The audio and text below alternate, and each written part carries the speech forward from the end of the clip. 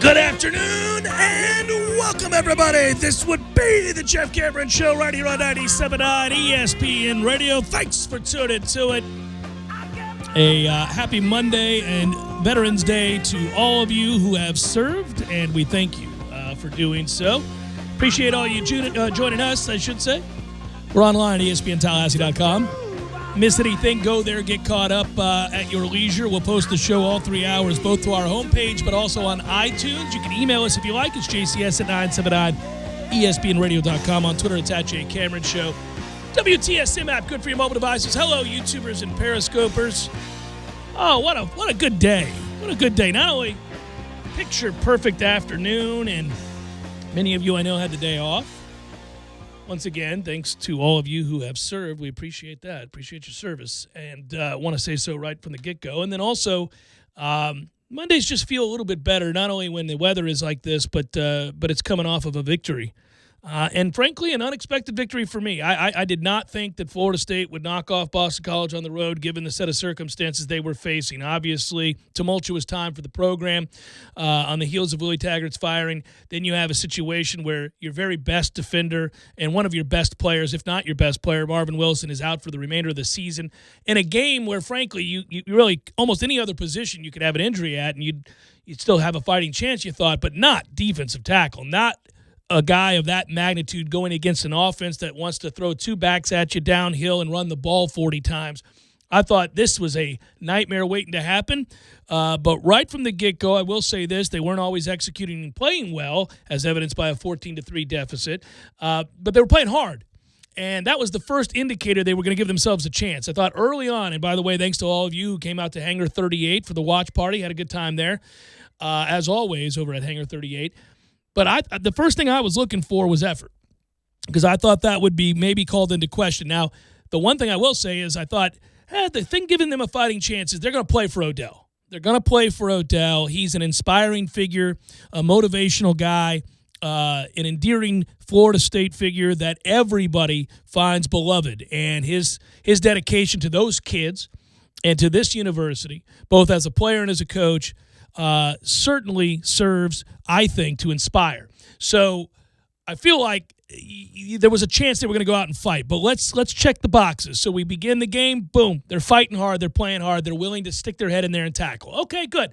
Now we need to execute, which we're not always so good at. And you're on the road and it's cold, and, your offensive line is your offensive line. So how are we going to execute? And you get the big pass to Tamorrion Terry, which is the spark that really changes that football game. You get it to 14-10 with the long pass down the sideline. And from there, pretty evenly matched football game. Florida State never backed down, continued to fight, and really in the middle stages gained some control of this football game. And I couldn't be happier for those kids more than anything else. Look, this is a lost season. No matter what happens from here, Florida State did not have the season that anybody was hoping for, that anybody was expecting. They had to fire their coach. Not ideal 2 years into a career here. The situation is that Florida State, without question, finds themselves in absolute limbo moving forward. It is a crossroads moment. But for a Saturday, for an afternoon, and now for a postseason game, the kids got rewarded. For all of their hard work, for all of their effort, and for all that they've been through, they got rewarded by winning a football game on the road that they were underdogs in, and through sheer will and fight, they beat a bad Boston College team. I'm not going to make this out to be more than it is, but they won a football game that, frankly, I didn't think they'd win. And congratulations in doing so, because, again, now that's win number 5, to be followed most certainly with win number 6 this weekend against Alabama State, which means Florida State will head into the bye with the knowledge that it's going bowling. We can get ahead of ourselves and look at that Florida game. We all know that looms large and it's ominous and all those things.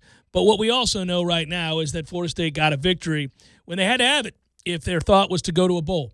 And now they got that win, and it looks like they will go bowling. And congratulations to Odell Haggins, who remains undefeated as a head coach. Really remarkable. Of course, that spawned the question following this game. And I understand why. I mean, listen, I don't know that I take it all that seriously, at least in terms of the prospects of it happening. But I get why some people would say, hey, listen, Would you ever consider hiring Odell? A lot of people like to look at that and say it's akin to Ed Orgeron, who, by the way, got himself the biggest win of his career. LSU has almost completed the turnaround of a program that couldn't score to save their life against Alabama to now maybe being the best team in the West. You look at that team and you look at that quarterback and you look at that system. More on that in a bit. But a lot of people kind of look at that and say, well, there's an example. I mean, Coach O is a CEO guy, and, he's an inspirational figure that people play hard for, and he's probably not your ideal head coach, but in that role, if you get good guys around you, maybe it could work.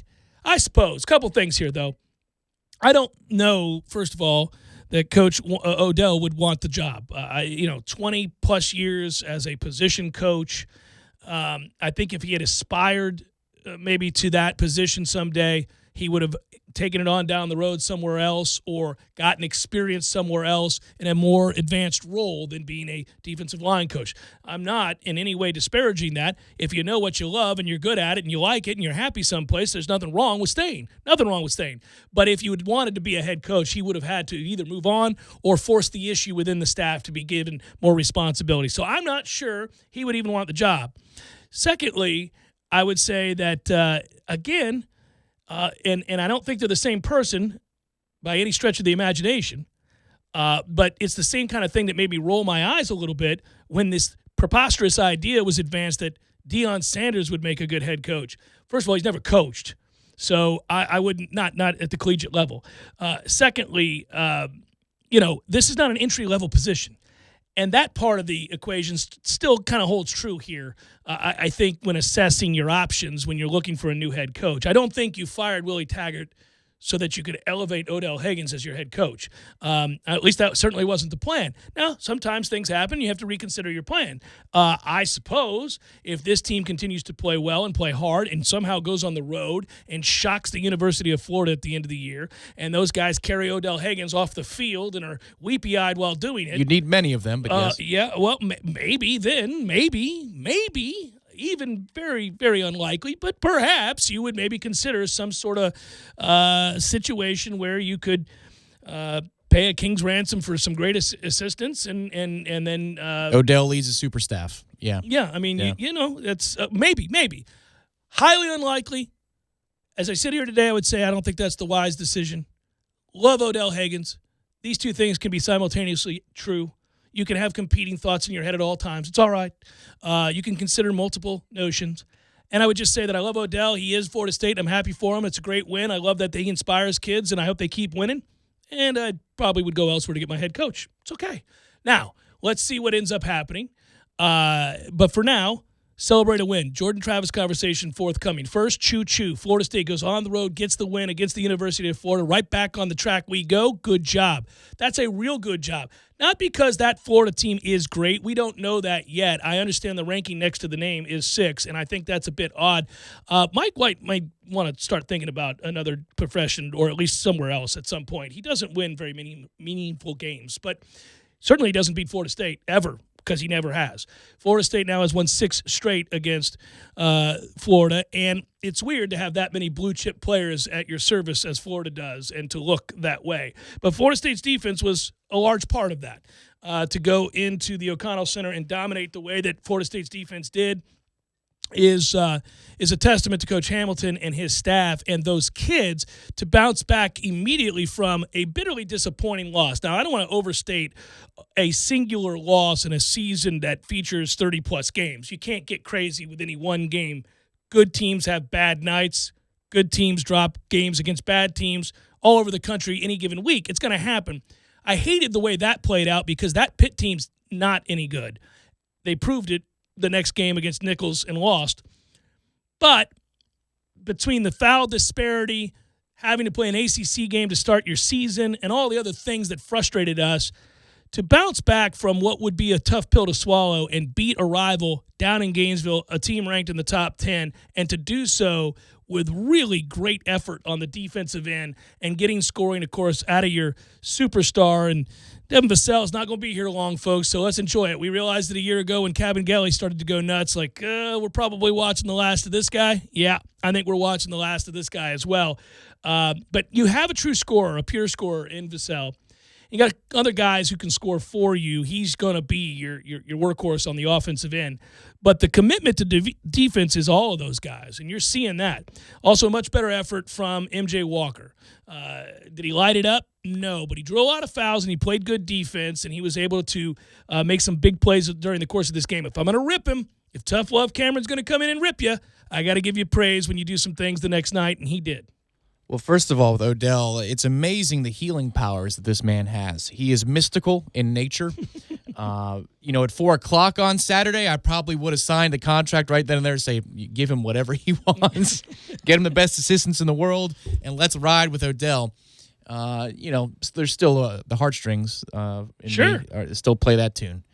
But it's just, this has been a wonderful weekend from a personal standpoint. There's wins everywhere you look. Every one of my teams won in every sport. And I think a lot of Noles are like that, because even there's a lot of Falcons who are Nole fans, and they pulled off the biggest upset this year in the NFL. It's a 13.5-point dog out in New Orleans. Nobody thought that game was going to be Good luck betting on close. the NFL, everybody. So that's 26-9. There's just wins everywhere, and I think it's the mystical powers of Odell Higgins. I think he went down to Tampa Bay yesterday, and he put a little garnet and gold fairy dust on the hands of San Francisco's tight end as he's wide open. I think he nudged Patrick Peterson into the neutral zone when we missed a 46-yard field goal. I think he widened the rims for Florida when they're shooting in the first and second half so that they clank so many of them and they miss so much, and they're shooting 10% from the field late in the first half. Odell has mystical powers, and I'm thankful for these mystical powers because he has a way of making us smile in a way. Yeah. The way Hanger was in the fourth quarter on Saturday, the atmosphere, it reminded me of the good days. When we would win double-digit games every single season, the energy in that place. That's what that guy brings in a lost season. He brings you hope. He helps you forget for a few hours. Well, he inspires because it's genuine, and I think that his love of the institution, of the program, and those kids shines through. I think those kids can recognize that. They said as much, many of them, after the game, and they were careful not to take shots at anybody else, but just to talk about Odell the man, Odell the coach, Odell the person. And I think that, again, that we've all been inspired by certain individuals in our life, and sometimes you're not always certain exactly what it is that they have that another doesn't, but you know it, you feel it, it's there. It's only later that you gain some perspective and look back on it and realize, oh, okay, it was this, and I'll always appreciate that. Those kids know that Odell cares deeply about them as people and as student athletes, and certainly about this institution. There was no laying down here and feeling sorry for themselves. And listen, again, I want to reiterate, not to dampen the enthusiasm surrounding a win, but that's a bad Boston College defense. It really is. So it's not necessarily surprising that offensively we kind of did have the kind of success that a lot of teams have had against Boston College. But from an effort standpoint, that took a whole lot of want to go up there where it's cold and deal with a nothing atmosphere against a team that wants to run right at you with two more than capable backs who are going to hit you and hit you again. And they played inspired. So that was the part that I think I was most moved by. Yeah, I know. I mean, like, if you think about our two teams, pro and college, and who they played, those are garbage opponents. But you know what? I'm ignoring that because any win. James Blackmon has had trouble throwing against air this year, and he looked great on Saturday. I mean, that's worth celebrating. I mean, the first drive, I thought, ooh, here we go again, because he bounces out to the right in the third and goal, and Neighbors is wide open, and he jump passes it over his head. And I'm thinking, oh man, we had something here. This should have been a touchdown drive, and who knows where we go from here. But where we went from there is, if there was a ball that touched the ground, it's because we dropped one, not because James didn't put it in a good spot. Plenty of those. But we overcame every one of those. Again, it's the mystical powers of Odell when guys make mistakes and you see them being pulled off the field and they come off to the sidelines and they're replaced. I mean, it's like a revelation when you hear him in the postgame saying, Kendall came up to me. He said, I've got a package for Jordan Travis. I said, go ahead, run your offense. It all sounds so simple. But for some reason, when this guy says it, good things happen. So ride the wave while you can. We've got, the headaches of a coaching search and the new car smell and all that kind of stuff that's to come. But for the on the field product, he's delivering, man. And this is what he did last time, 2 years ago. He's a healer. He helps us heal together. Well, I'll tell you what, it was a fun weekend of college football, and we found out who was a fraud and who's for real. In a lot of ways, this is now informing the way that we view these upcoming games.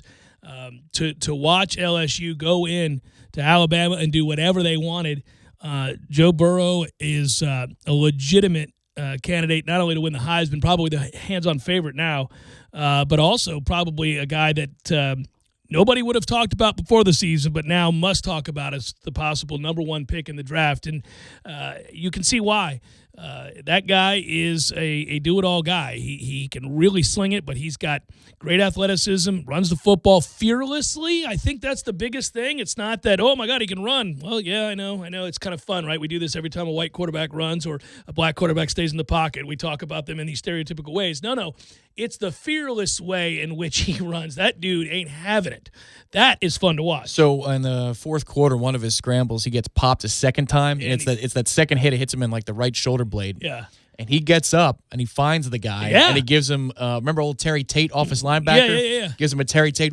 Woo! He loved it. Yes, he did. He loved everything about that game. He loved the atmosphere. He loved being there. He loved the hitting. He loved it all. Well, and there's something to be said for, a fifth-year guy. Oh, yeah. Right? Because he appreciates it in a way Woo. that maybe some five-star blue chippers don't, because they've always been in that game and they're expected to be there. I think he has an appreciation for the moment because he's had to work very hard to get to that stage and be in the moment. And moments like that can own you or you can own them, and it was pretty apparent within minutes of that game starting that kid saw this as the opportunity of a lifetime that was not going to go past. He was going to snatch that thing and do something about it. It was, if you're an LSU fan today, you wake up with the realization you can win the national championship, that it's even likely right about now if we're betting that you're going to be playing for the national championship. As for Bama, what a quandary now for this football playoff committee, right? Are they going to bend over backwards once again to try to find a way to get Bama in? Because I think they're in real trouble now. I think you can't continue, whether it's Ohio State before or Alabama previous, to not have a team even play for the conference title and benefit from sitting out that game. No. I mean, if this was a close game, there 9 lead changes and they just go drive for drive, I might think about it more. But Alabama choked this game away in the first half. You've got turnover inside the 5-yard line. Yep. You've got a long snap that hits the punter right in the hands. So there's 10 free points. You talk about situationally poor football. I mean, think about the greedy interception that Tua throws just before the half. And so LSU tacks on 14 points in whatever it is, 40 seconds. Yeah. The way that first half played out in terms of 20-20, Alabama should be within what, a score? If should not be right there. tied, Yeah, they should be right there. Yeah. They lost the game themselves in the if a team loses a game the way Alabama found a way to lose that game in the first half, I have a hard time coming back a month later and saying they should be one of the top 4 teams in the country. I mean, it could work out for them. We'll see what happens. I mean, already Penn State gets beat by Minnesota. Minnesota's not going to go undefeated, so they'll be out of the equation. I don't think Baylor is going to continue to win football games the way that they're winning football games. They couldn't even score an offensive touchdown in regulation. They win that game in overtime against a bad TCU team. This may all end up working out, but it gets interesting now, though. But I think the way that game plays out, it's a combination of two things. LSU goes and takes it. Yes, I was going to say, you got to give LSU an awful lot of credit here. I do. And Burrow plays really well. And the second half throws he makes once that game tightens up a little bit after they go through an offensive lull are huge throws, big moments. Obviously, they've got weapons for days all over the field. But I think it's a combo of LSU taking and Alabama choking that thing away in the first half. Yeah. And so I have a hard time later in the year saying, oh, well, Tua, it was just a matter of Tua wasn't 100%. No, they did a lot of stuff to lose that football game. They looked ill-prepared in the first half. Well, and it's fascinating because I thought about after that game what Nick Saban must be thinking about watching a team drop 40-plus points on him in his backyard. And a game, they're coming off a bye. And you give up all of that yardage. Well, and think about the second touchdown. Danielson said it that there was 2 ways they could have scored. There were actually 3 ways they could have scored on that play. I mean, you've got a running back flaring out into the flat. He's wide open. Nobody's got him. Then you got the actual throw that Burrow makes on the corner route for an easy touchdown. You got a tight end underneath that's running a post, and he at least picks up 10 to 15 yards. You got one dude in that space. I mean, these are the kind of coverage gaffes that you see here, not in Tuscaloosa. Alabama looked completely ill-prepared for the moment in the first half. I was, we have plenty of time to talk about this game, but, I mean, that's 556 yards and 46 points at home off a bye. Any other team does that, they are not, unless things break their way, they're not considered.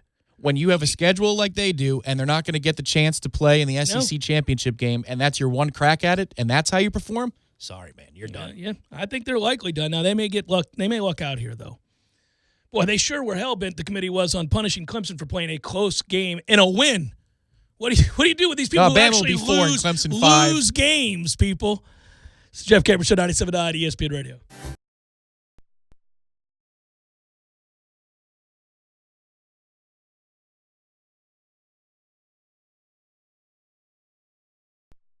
Sorry.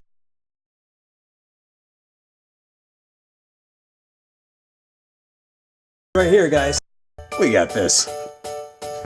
I thought I could handle it. We got this. Moving doesn't have to be a hassle. Call us first at 2 Men and a Truck. No matter the move, home or business, we'll make it a smooth one. I forgot something. We got this.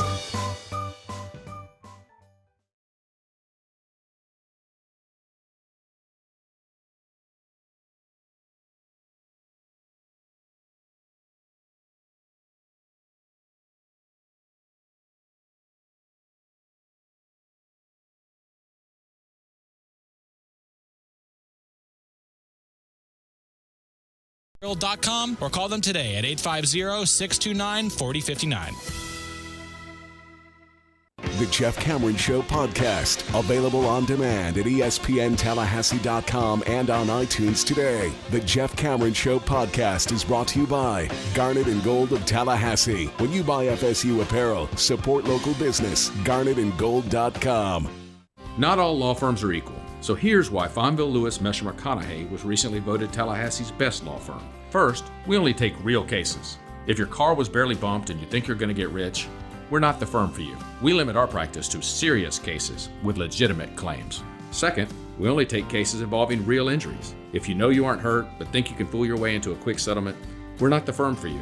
We encourage our clients to heal up and get better, not sit on the couch and expect a windfall. Third, we don't want clients who are just in it for the money. If the very first thing you think of after getting hurt is calling pound something or other on your cell phone instead of calling 911, we're not the firm for you. Your health should always come first. And finally, we won't blow smoke about a big money outcome just to get your case. Other firms overpromise and underdeliver. Our only promise is that we'll work harder than anyone to get you the best result.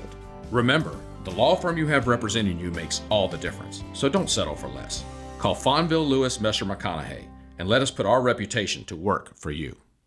One of my favorite things about being a member at Orange Theory Fitness is the sense of community. Initially, after taking the tour and seeing the state-of-the-art equipment, I was intrigued. I became convinced even once I researched the science-backed, technology-tracked, coach-inspired workouts, all of that. But what I didn't count on was the support, the sense of camaraderie shown by the members and the coaches. You realize pretty quickly you're not alone. And when you're pushing yourself through barriers and attempting to be your personal best, you can use all the help you can get. And it's there. It's amongst the members and coaches at Orange Theory Fitness. To learn more, go to orangetheoryfitness.com. No fans, 97.9 ESPN Radio's exclusive home for 2019 away game watch parties is Hangar 38 in Bannerman Crossing. Looking for the slant. This time Terry's got it. And he's into the end zone. That's a Florida State touchdown. The Jeff Cameron Show crew will be on hand for every Seminole away football game for contests, prizes, and a good time. They'll feed it to him again. Look out. Touchdown! So when the Knolls hit the road, join us at Hangar 38 in Bannerman Crossing, the exclusive watch party headquarters for 97.9 ESPN Radio, Tallahassee's sports monster. This hour of the Jeff Cameron Show is brought to you by Jerry's Cigar Shop, 2810 Shera Road and 2910 Cary Forest Parkway. Online at jerrycigarshop.com. Hi, this is Peter Bond, owner of Jerry's Cigar Shop. Jerry's has been a local favorite for cigar enthusiasts for the last 25 years. We have the largest walk-in humidors in town, filled to the brim with an amazing cigar selection. Relax in one of our leather chairs and enjoy an ice-cold beer or a glass of wine with your cigar. Jerry's is a great place to watch sports on our big flat-screen TVs and offers a comfortable setting for lively conversation. Visit our original store on Shera Road or our new second location on Cary Forest Parkway. We hope to see you soon. Roofing and construction services. T-Spark Construction.com.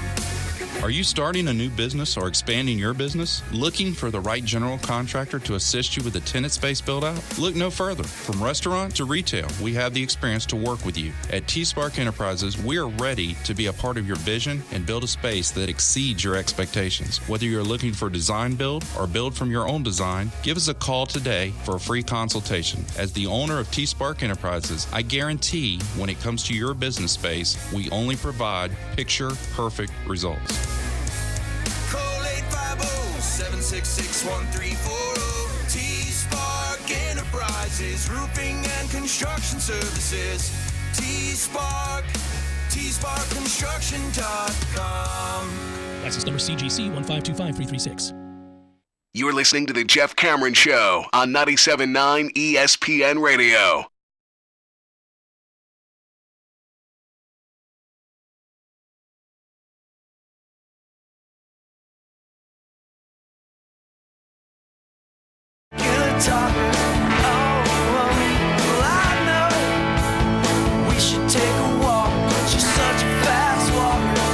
Jeff Cameron Show, 97.9 ESPN Radio. You know, watching that that play out on Saturday, the LSU game, that is, you really do kind of think to yourself in one fell swoop how you watched LSU unseat Alabama in the West and likely be the representative, of course, in the SEC championship game, coupled with winning a Heisman Trophy.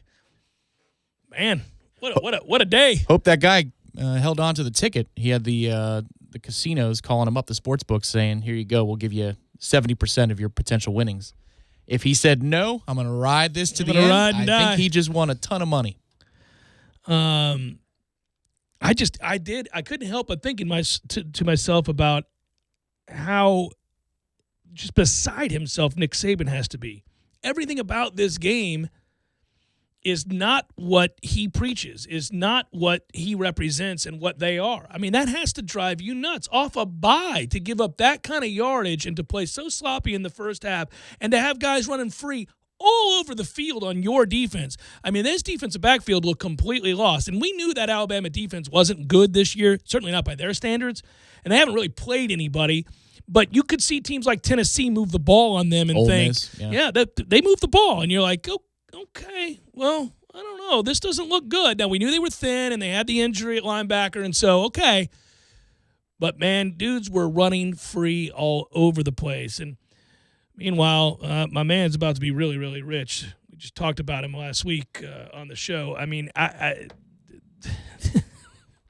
you're the passing game coordinator. Yeah, you're going to be the richest passing game coordinator in football history. You're going to be like a $2 million man. But some of that is obviously that you've got an exceptional quarterback. Some of that is Alabama's defensive backs are not very good. But for once, LSU is able to take advantage of all of their weapons in all places.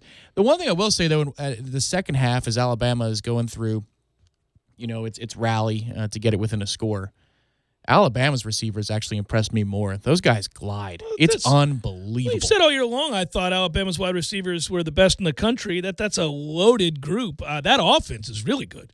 They're good at running back every year. They're strong on the offensive line. Oh, and Najee Harris making a back shoulder catch like he's a wide receiver, too.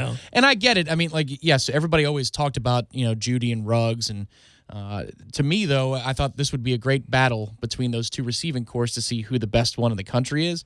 And even though LSU comes out on top, I think scheme-wise, they're obviously they were more prepared to come in and throw some haymakers. But by the time we get to late fourth quarter, I thought, man, these Bama receivers are just different.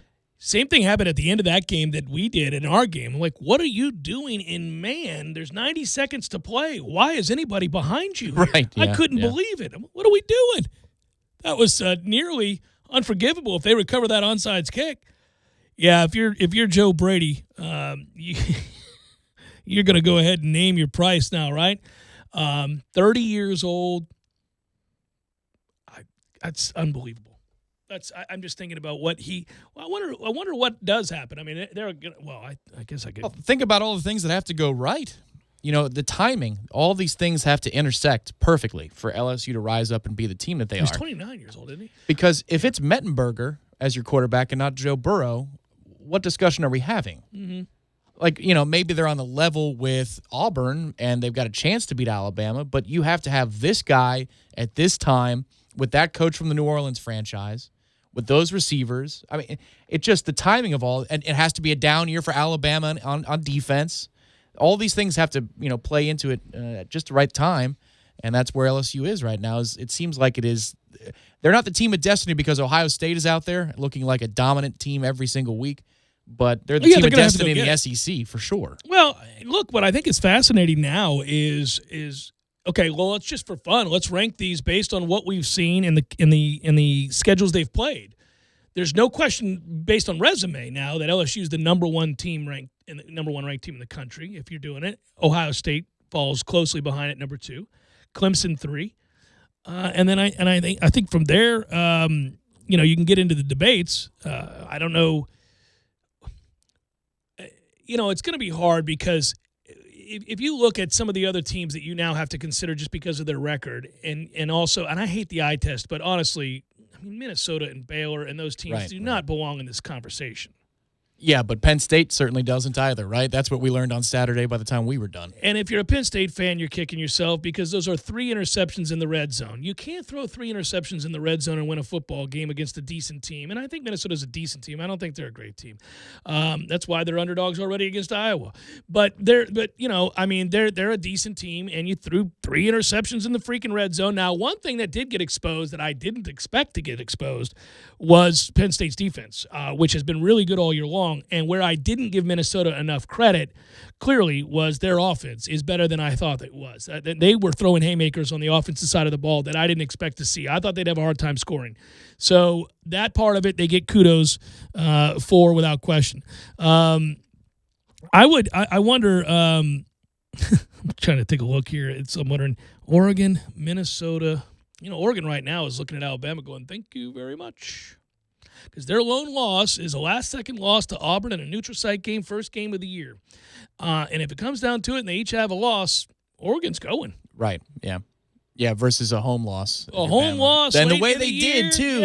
Oregon, if you talk about game control, it's also easier to explain away a loss in September or late August in that case versus one in November. Yeah, it's a compelling case for Oregon. And I'm sure if you look at their strength of record and strength of schedule, I mean, Alabama's is really easy, so I'm sure Oregon will have a chance to have a couple more quality wins than the Tide would. I think it's weird. The AP doesn't matter, but Alabama dropping to 4, get the hell out of here with that, man. Everybody else drops further than Alabama when they lose. And sometimes I understand it. Other times I think, man, why are we giving the benefit of the doubt? It does remind me of how it was that everybody was so sure when Michigan and Ohio State played. That riveting affair ended up coming down to the wire, and afterwards, half the commentators were so sure those were the 2 best teams in the country. We should just do a rematch, just like when you had 9-6, and we had to sit through that rematch with Alabama and LSU. 06 in the Michigan-Ohio State game. Yeah, it's ridiculous. Don't do that, man. No, it doesn't work. No, nobody else gets that benefit of the doubt typically. It's like Ohio State and Bama does. Well, okay, so Ohio State we don't think is gonna lose, but they do have a tough 2-game stretch to end the year that they play Penn State and Michigan back to back.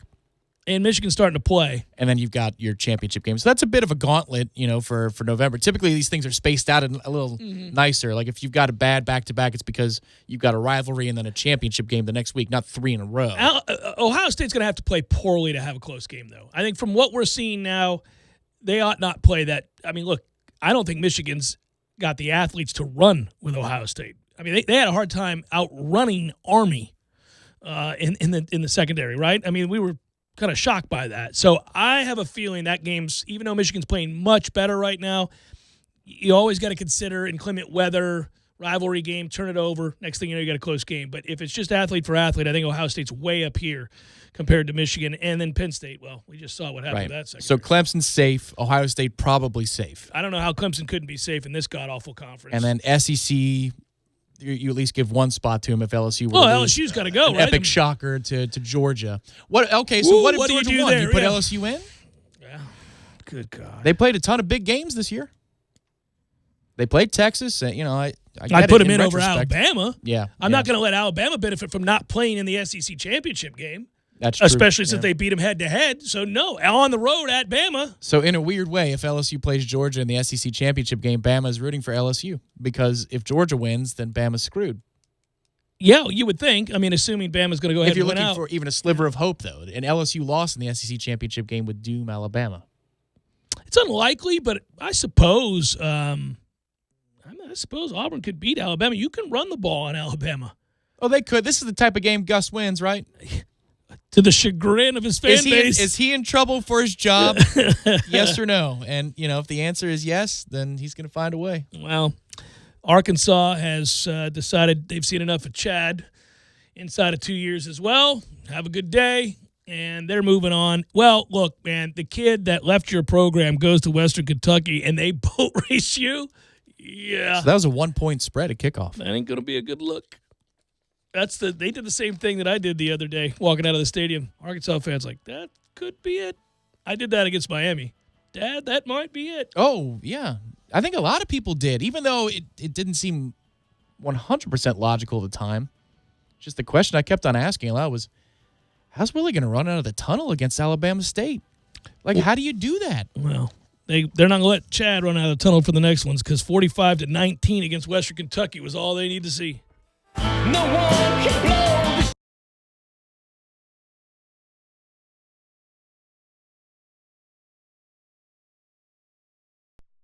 Sorry, boys, I did not have time to pack. We got this. It's right here, guys. We got this. I thought I could handle it. We got this. Moving doesn't have to be a hassle. Call us first at 2 Men and a Truck. No matter the move, home or business, we'll make it a smooth one. I forgot something. We got this. Up to $6,000 off MSRP. Buy one for only $26,999 during our Dodge Power Dollars sales event. Employee pricing plus everyone qualifies going on right now. Only at Tallahassee Dodge Chrysler Jeep Ram, where we're right on the corner and always right on the price. Visit us on the web at TallahasseeDCJ.com. Pricing on in-stock vehicles only, plus tax, tag, and dealer fee with approved credit. See dealer for details. Seminole Headlines, presented by Capital City Bank. You're damn right. Catch Jeff Corey and Ira each Tuesday night from 5 to 7 p.m. right here on 97.9 ESPN Radio. Barry knows cool. He's keeping you comfortable. Barry knows cool. You can put him to the test. Deciding whether or not to fix something that has worked well for a long time can be a tough choice. When you turn to the experts at Carrier and Barano Heating and Air, we'll help you decide on whether to repair your existing system or consider new energy-efficient options. Book your repair or service appointment online in under a minute at baranoac.com. Florida license number CAC 1816186. Looking for a bit of cowboy flavor? Introducing Hardee's Southwest Patty Melt. A hearty sandwich with all the taste of the great American Southwest. We're talking a hotter, juicier, thick burger made with 100% black Angus beef, pepper jack cheese, zesty Santa Fe sauce, and enough pickled jalapenos to give it a kick. If it got any more authentic, we'd have to serve it with a cactus and a side of tumbleweeds. The Southwest Patty Melt. Now at Hardee's. Available for a limited time after regular breakfast hours at participating Hardee's. Hotter and juicier beef patty as compared to the Hardee's original beef patty. He's to the 20, the 10, the 5, and touchdown! Just as time expires. What a big score! You too can score big with savings offered by the City of Tallahassee. With a free home energy audit from the city, you are sure to score some major points by identifying household energy needs. We'll come to your home at your convenience, examine your structure, and provide recommendations for energy and water-saving improvements. You can also take advantage of the city's Energy Star appliance rebates. This can help you receive up to $300 on appliances such as refrigerators, washing machines, and more. And don't forget to ask about budget billing. This free program gives you more predictable bills by averaging the amount you pay each month to help avoid spikes caused by seasonal changes. With so many savings, you're sure to be a winner. Visit talgov.com or call 850-891-4968. That's talgov.com or 850-891-4968 to learn more.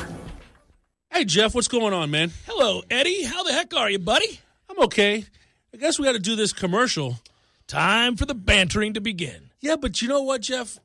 I want something different now. You don't want to banter anymore. I enjoy the banter. I do. But I want theme music, Jeff. Gordo's needs theme music. Gordo's, the restaurant, the delicious food and the people and the atmosphere. Gordo's, not you personally, but Gordo's. Yes, I like Gordo's, not me. I mean, of course, I would love to have people following me around playing music all the time. Especially at Gordo's. It's always in my head. But I need something for Gordo's. I need to have something special, something that, you know, heck, the King of the Hill has his own theme music. The Kids in the Hall. Why not me? Why not Gordo's? Why not Gordo's? All right. I guess I'm going to be looking for some theme music. You mean you're going to have Tom looking for some theme music? Yeah, I heard that. Yep. Get on it, Tommy. Gordo's, bringing the flavor and flair of Cuban food to Tallahassee since 1996. This hour of the Jeff Cameron Show is brought to you by Jerry's Cigar Shop, 2810 Shera Road and 2910 Cary Forest Parkway. Online at jerrycigarshop.com. Hi, Chris Kraft. If you served your country, I am speaking exclusively to you, the best and the bravest amongst us. At each of the Kraft Brothers dealerships, Veterans Day is more than just a day on our calendar. If you are a member of the U.S. military who is active, reserve, retired, or a veteran, Kraft announces again this year our generous military discount program. During the Veterans Day week, Kraft will guarantee that you get up to $5,000 off any new car in our lot with no payment until next year. We call it Operation Appreciation. And the Kraft Brothers take it one step further, because to us, it's a lot more than just another day off from work. Every fireman, every policeman, every veteran,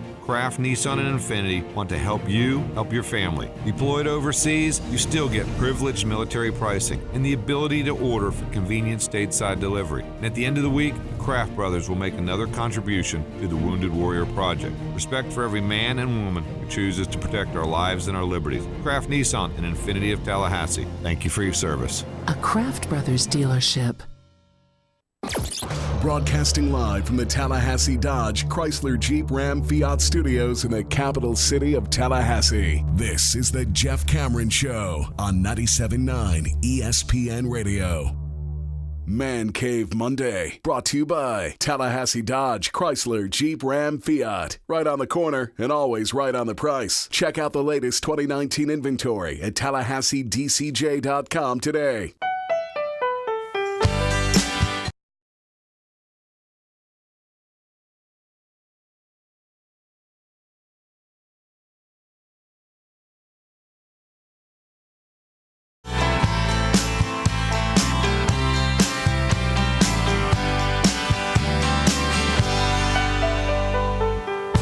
Back to Florida State basketball, by the way, looks like, and we've been seeking to get this done sooner rather than later, but it does look like Coach Hamilton going to join us this week. Got called today by the great Chuck Walsh.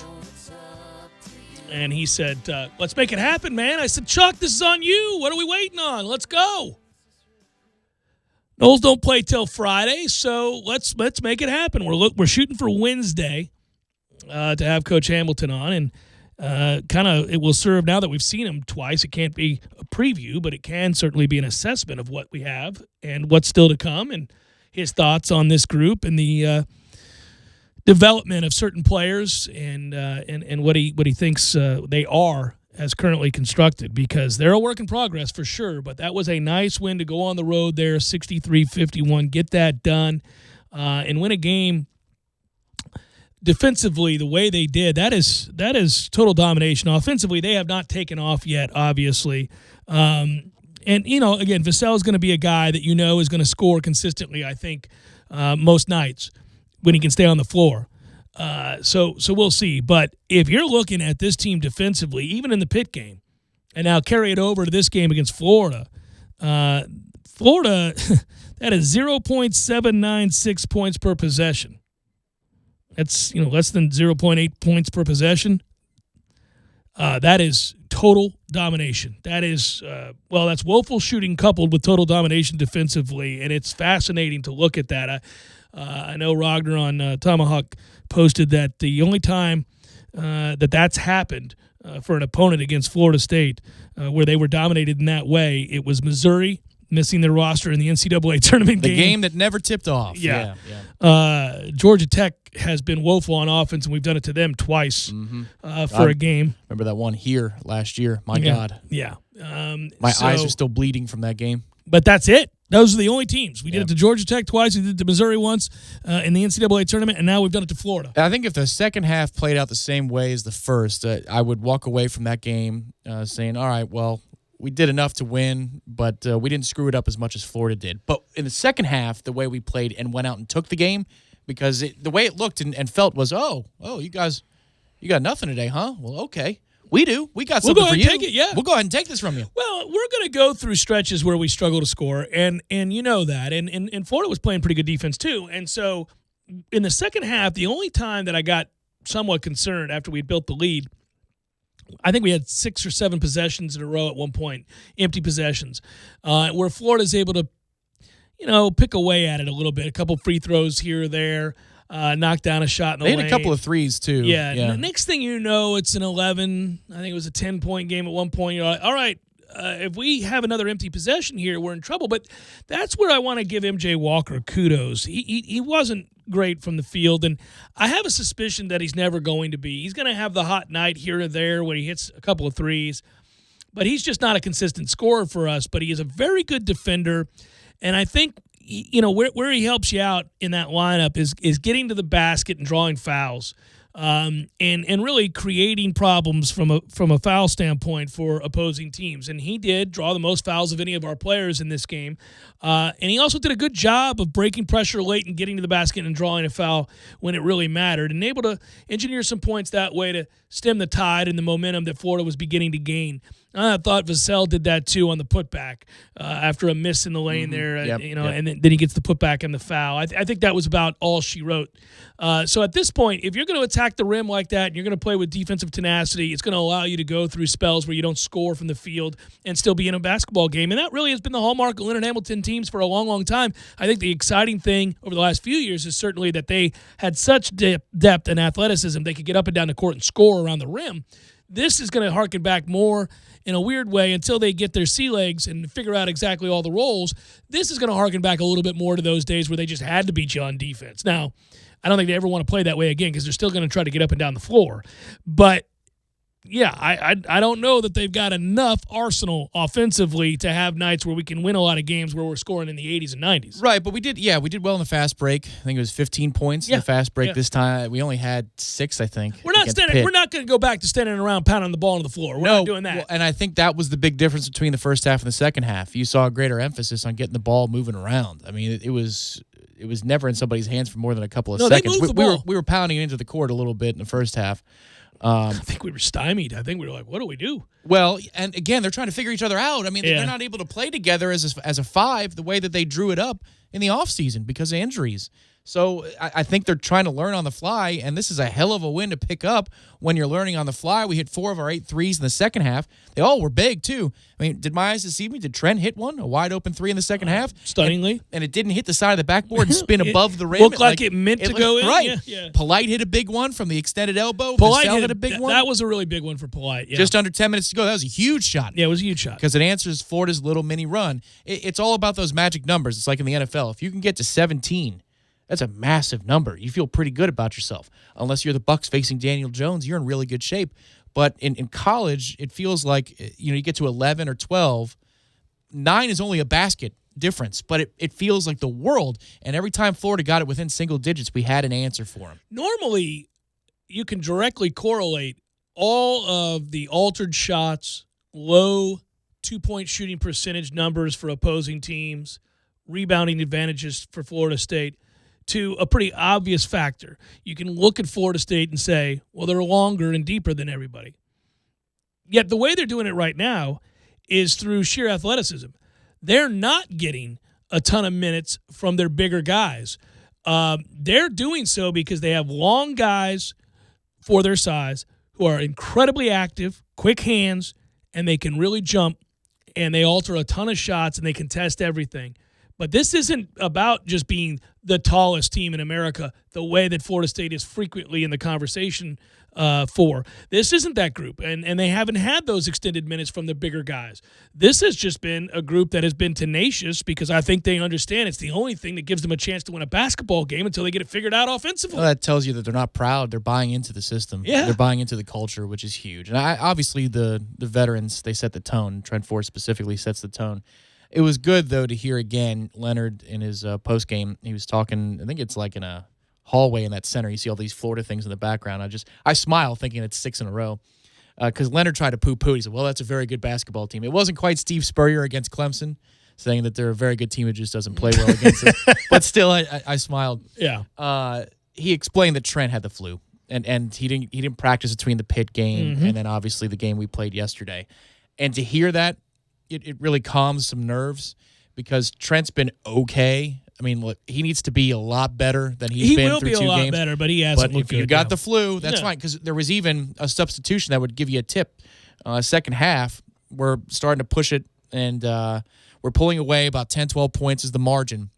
And then Trent finally comes back on the court, but only after a couple of minutes, he has to sit back down, and Polite comes in, and I'm thinking, okay, so what's going who's on bringing here? the ball up the court? Why are we doing Is it going to this? be Devin? Is it going to be Polite? But we hold the fort, and Trent comes back out. I don't think that substitution patterns happen, or that a pattern does not happen that way if he's healthy. It better not, ever. No, you would never sit him down so quickly to bring in Polite. I was nervous. That could never happen. That was about the time that the Buck game was on the back burner. I'm saying, hey, hang on, I need to watch this. This is a big sequence. Yeah, it was a good weekend, man. We haven't had one of those in a long time. There's just wins everywhere you look. Yeah, looking around, I won a couple of NBA bets. I never do that. Took an under in a game and won. Lightning swept out in Sweden. Yeah, the Lightning franchise is undefeated in Sweden. They are indeed 2-0. You open up the cupboard, there's a couple of W's. You go down, you open up the oven, you're going to put something there. Oh, there's a W in the way. Got to take that out. Well, one of the W's from the Bucks is nice because at one point, late in the affair, you've already resigned yourself to yet another loss to a team that's not any good. And then the interception happens, and you go, oh, okay, hold on. I was waiting for a flag. I thought that there was he shoved him to the ground. Yeah. I'm like, that's interference, but okay. All right, we're not going to call that. We also got away with a hold down on the goal line when we scored the touchdown. My man is just like, no. Oh, yeah. I'll have to go back and look at that. Oh, that's how he's able to pop it left and go in. Okay. It's a blatant hold. He's just holding his arm. Well, good job. It's finally, yeah. I got away with a blatant hold. I think that's the first time the Bucks have ever gotten away with a hold. No. I was going to say I concur. If it was the Knowles, wow, no call on a hold. I think it's the first time this season the Bucks and the Knowles have won on the same weekend. I think. I have to go back. I have no idea. Maybe Carolina. That doesn't count. Though it's a Thursday. The Carolina and ULM. Well, we lost that weekend. The fall. Well, we lost to Virginia. We lost to Virginia following that Saturday. Yeah. Yeah, I think this was it, man. You just got to embrace it. I did. I stopped. I smelled those roses. Yeah. Wins everywhere. It just doesn't happen. That's what we do. Probably won't happen again this year. Probably not. Who do the Bucks have next?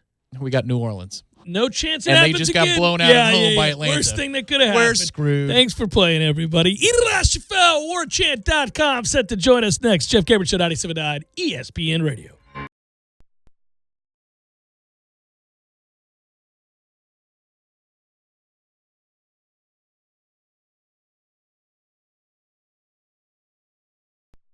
Sorry, boys, I did not have time to pack. We got this. It's right here, guys. We got this. I thought I could handle it. We got this. Moving doesn't have to be a hassle. Call us first at 2 Men and a Truck. No matter the move, home or business, we'll make it a smooth one. I forgot something. We got this.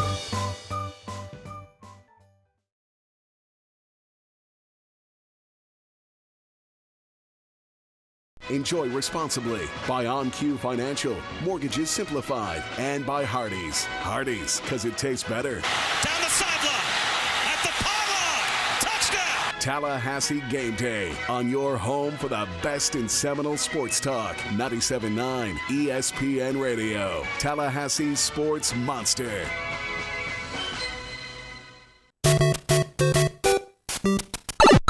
Games for Less, the only locally owned and operated gaming store in town, has Tallahassee's largest selection of new and used video games and game systems. The future of video gaming is at Games for Less, where they have both the PS4 and Xbox One. It's time to trade in your old systems and elevate your gaming experience now. Games for Less is also your headquarters for the best in retro gaming. Atari 2600, original Nintendo, Super NES, or Sega Genesis, you name it. They got it at Games for Less. Games for Less, the Super Walmart Shopping Center on Appalachia Parkway. Give them a call today at 850-219-3535.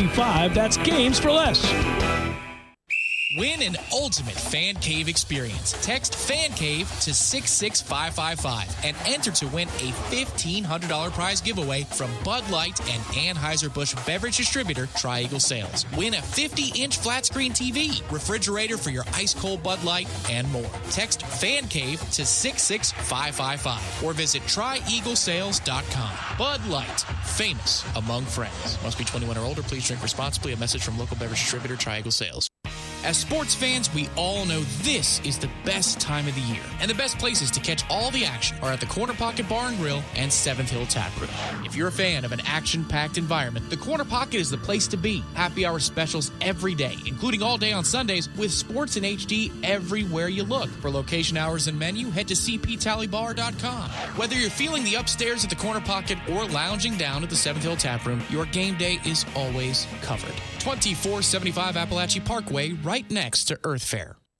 Hi, welcome to this ad for new Subway sliders, starting at $1.89 each. How do you want it? Cheer Squad. Woo! Go Subway sliders, starting at $1.89 each. Give me a $1.89 ham and jack slider. $1.89 ham and jack slider. Give me a $1.89 Italian spice slider. $1.89 Italian spice slider. What's that spell?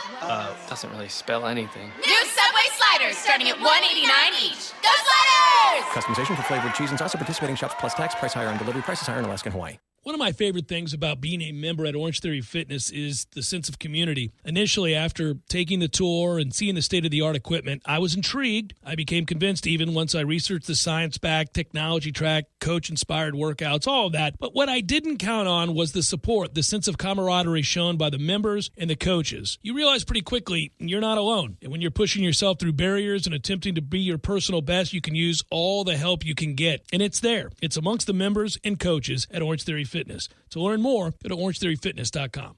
Wahoo Seafood Grill, Tallahassee's leader in fresh seafood, is located right behind the Best Western on North Monroe. Lunch specials start at $7.99. Be sure to try their award-winning house-made burger. Big lunch parties are also welcome. Wahoo Seafood Grill makes lunch specials a very affordable choice. Delivery is available and plenty of parking. Wahoo Seafood Grill. Easy access from any part of town using I-10. Visit them online at wahooseafoodgrill.com or call them today at 850-629-4059. This hour of the Jeff Cameron Show is brought to you by Jerry's Cigar Shop, 2810 Shera Road and 2910 Cary Forest Parkway. Online at jerrycigarshop.com. Oye, amigo, it is the Dan Le Batard Show on ESPN Radio. Arsenio from Clifton, New Jersey is saying the Jets are bad, but things will change. Things will never change, Arsenio. They will never, ever change. The Jets have been this bad since I was 7 years old, and they continue to be this bad when I am 47 years old, and when I'm 87 years old, they'll be worse. Thanks for the call. The Dan Le Batard Show, weekdays at 10 a.m. on 97.9 ESPN Radio. Driving every day from the Tallahassee Dodge Chrysler Jeep Ram Fiat Studios, this is 97.9 ESPN Radio, WTSM, Woodville, Thomasville, Tallahassee. ESPN Radio Sports Center. I'm Kevin Winter. One more game to go to Week 10 of the NFL season. It is tonight. Levi Stadium in San Francisco. We're the only unbeaten team left in the National Football League. We'll play host to the Seattle Seahawks, that unbeaten team. The 8-0 San Francisco 49ers coverage starts. Monday Night Countdown beginning at 6 p.m. Eastern. Game kicks a little after 8 on ESPN and the ESPN app. Fans and those who cover the league still buzzing about how games ended yesterday. The Chiefs welcoming back Patrick Mahomes and then losing at Tennessee. Lamar Jackson just abusing the Bengals for 4 touchdowns in a Ravens rout, and the Packers holding off the Panthers at snowy Lambeau as Aaron Jones rushed for 3 more touchdowns. He's got 14 through 10 games, and as ESPN's Ryan Clark believes, Aaron Jones should be getting some MVP love. When we talk about Le'Veon Bell, we speak of Christian McCaffrey, we often say how well they can be used in any spot on the offense. Aaron Jones is the exact same thing, but he doesn't have the name recognition, and he is playing with Aaron Rodgers, so we tend to overlook that. But there's been times this season that he's the MVP of this offense, and that's with Aaron Rodgers and with Aaron Rodgers playing well. Gotta be careful, Ryan. Not sure if he's supposed to be saying that about Aaron Rodgers. Packers are 8-2 on the year. The New York Knicks are 2-8, tied with the Warriors for the worst record in the league, which is strange on its own merit. Last night, the Knicks blown out at home by the lowly Cavs by 21 points, and it wasn't even that close. But According to ESPN's Adrian Wojnarowski and Malika Andrews, team president Steve Mills has started to lay out the internal groundwork for the eventual firing of head coach David Fizdale, who's just 10 games into his second year on the job. Mills is selling team owner James Dolan that the roster he's constructed is meant to be highly competitive in the East, while rival coaches and executives tell ESPN, not the case. Broadcasting live from the Tallahassee Dodge Chrysler Jeep Ram Fiat Studios in the capital city of Tallahassee. This is the Jeff Cameron Show on 97.9 ESPN Radio. Man Cave Monday, brought to you by Tallahassee Dodge Chrysler Jeep Ram Fiat. Right on the corner and always right on the price. Check out the latest 2019 inventory at TallahasseeDCJ.com today.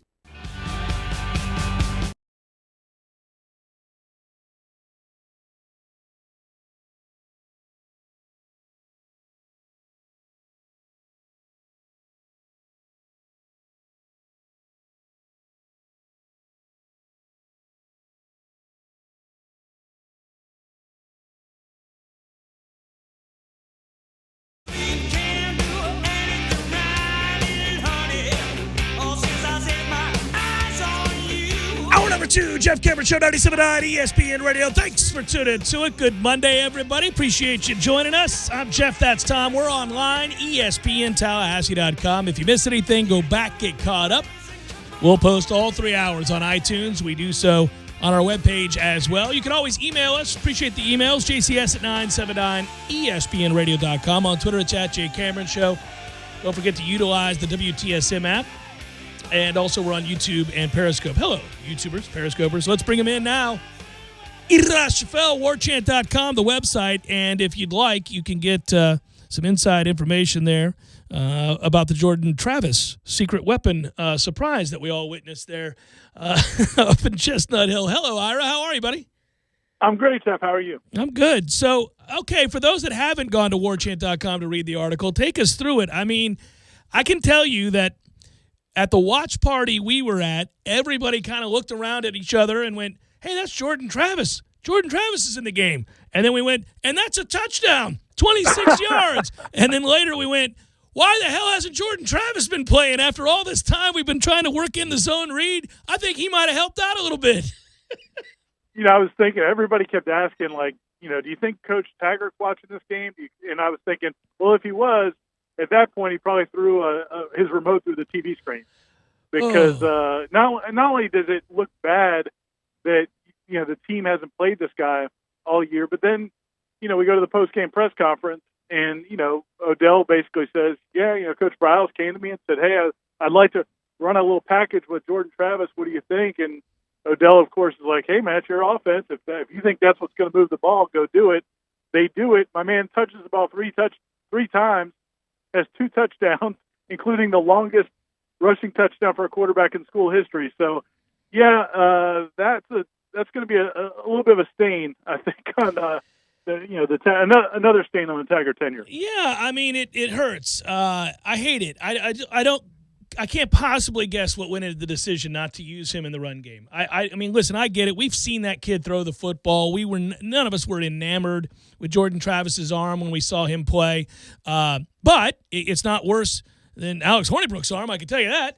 And he's a real threat, obviously, on the ground. And so I just can't understand how it never happened prior to now. And it does sound an awful lot like, based on what you just said there, and I read the quotes in the article as well on warchant.com, that, I mean, clearly it sounds like Kendall wanted to do this long before now and was probably a little frustrated.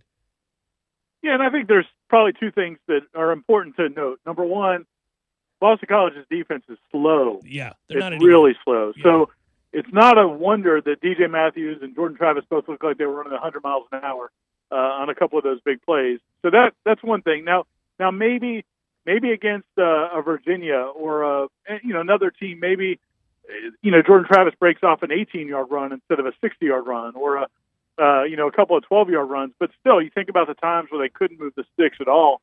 It would have been a nice thing to have. The other thing to remember is, just like we saw with the Wild Cam, it worked.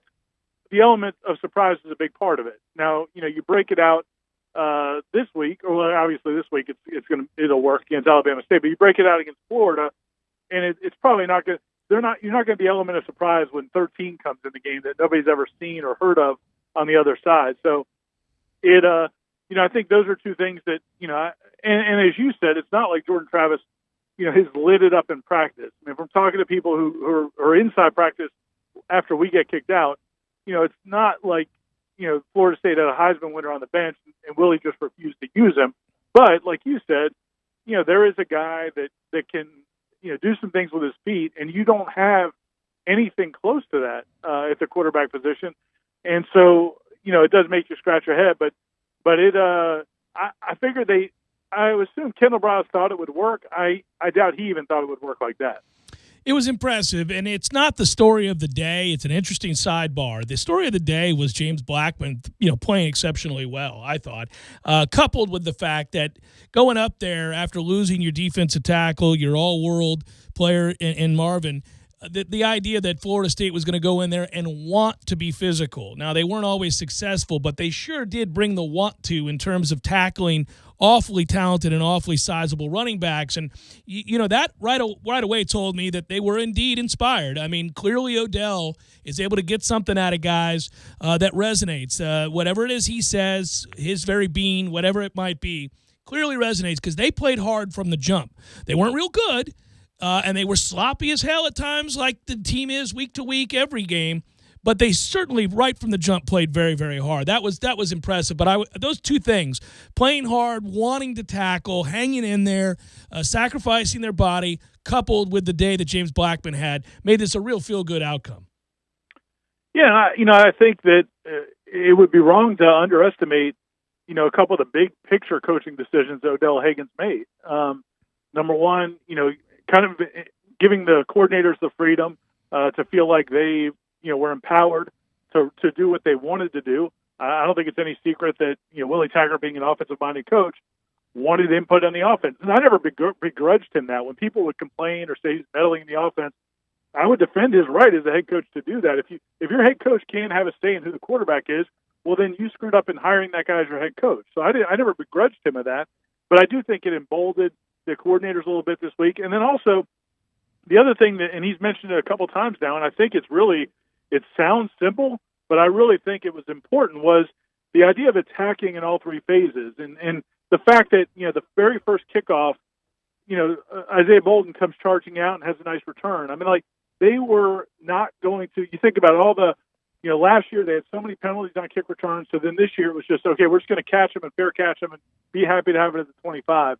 I just think he sent some messages with the approach defensively. Now, Boston College burned them on some plays, but, man, they brought blitz after blitz after blitz. They brought so many guys basically, daring BC to throw it. Now, BC did throw it sometimes and hit some big plays, but they weren't going to sit back and let Boston College just kind of run it down their throats. They forced the issue, which, I thought the whole mindset of attacking, that may not work in every game, but I thought it was perfect in this game, especially in this situation where I felt like this FSU team has been timid in a lot of areas.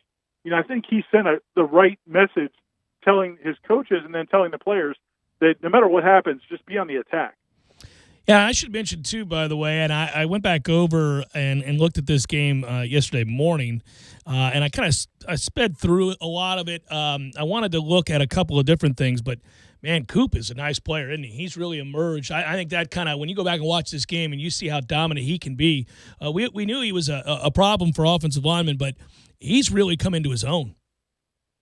Yeah, and I'll be honest with you, I was worried about him in this game because, especially with Marvin out, Marvin is such a great leader and is such a inspirational player, the way how hard he plays on every snap.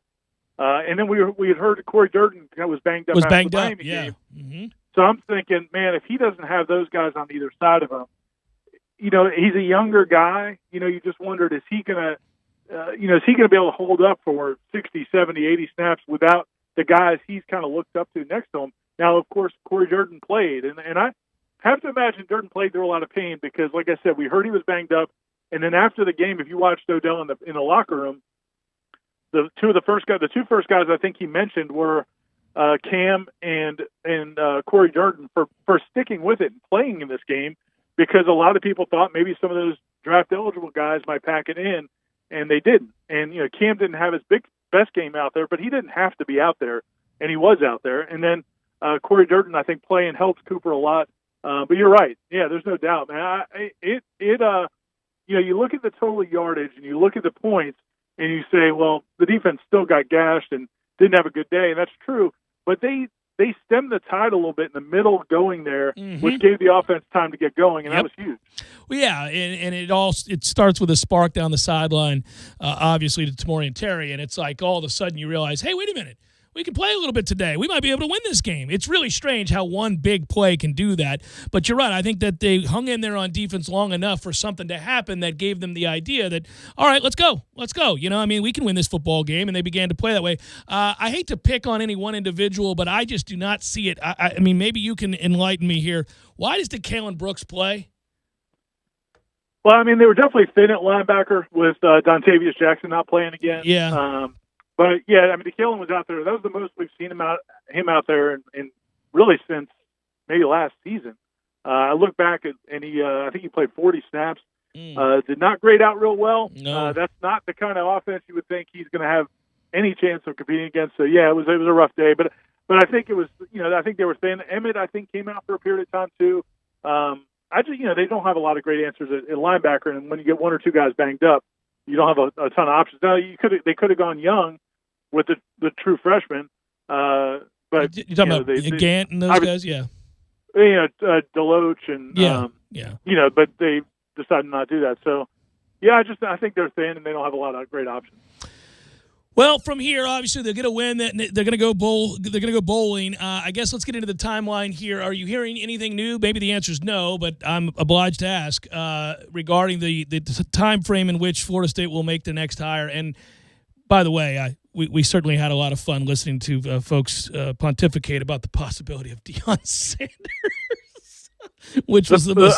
I'm sorry, the possibility of who? Deion Sanders. Yeah. That was a good one. I laughed. Obviously, I sent you a tweet, but I mean, surely that had to have been. You might have been gobsmacked when you looked at your phone and saw people having that discussion. What an absurd notion.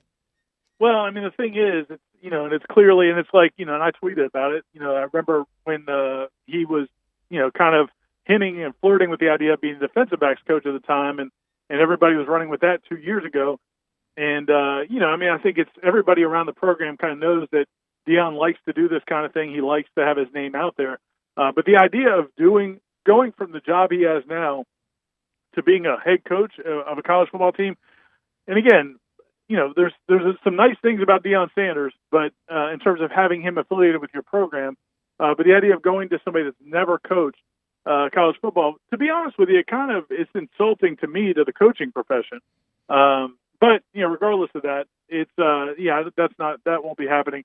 I don't know on a time frame. I don't think it's going to be imminent. David Coburn, when he spoke to the athletic board last week. He said, he still felt confident it would be before the end of the month. Again, I mean, it could happen sooner if everything goes well. And, but I have a feeling it's going to drag on for a little bit. And, the only thing, again, I think I said it last week, is if it's not decided by the end of this month, and if Odell goes and wins in Gainesville, good luck not giving him the job at that point. So if they don't want to give Odell Higgins the job, they might want to make sure it's decided before that game. Yeah. By the way, first of all, it would be a minor miracle if they go win that game. Secondly, sure. Do we know that Odell would want the job? No, we don't. And there's part of me that thinks he wouldn't. You talk to other, and you do. I know you do as well. You talk to head coaches of other sports on campus, and they'll tell you. And Jimbo used to talk about this, that being the head coach isn't all it's cracked up to be. And there's a lot of you spend all your time in meetings, and you got to deal with facilities, and just there's so many things that you have to deal with besides coaching, which is what you get in the business for. At the same time, you look at what do you get out of a head coach, and to me, it should be more of a big picture role. And I think Odell, and I'm not campaigning for him, but I'm just saying that the idea of somebody who charts the big picture course, and if you surround him with great coordinators, to me that's a lot better recipe than going after somebody who's maybe strong in one of those areas in terms of game planning or is strong in terms of X's and O's, but isn't great about the big picture vision. If you're going to give me one or the other, I'd rather have the guy who's really strong in the big picture and the vision stuff. So again, I don't know that he wants it. I would guess that it would take some convincing, and I think it would take some convincing. He'd have to do some more on the field for some people to warm up to the idea. But I would say this: if Florida State's in a position where they don't feel good about their options, maybe the first or second or third options aren't going to work out, and you're going to go gamble on somebody else, man, sign me up for Odell Haggins, because you know what you got with him, and you know that people will rally around him. Be interesting to see. I don't think he would want the job. I could be completely off on that. I don't have any inside information on that. And again, I think that this is not.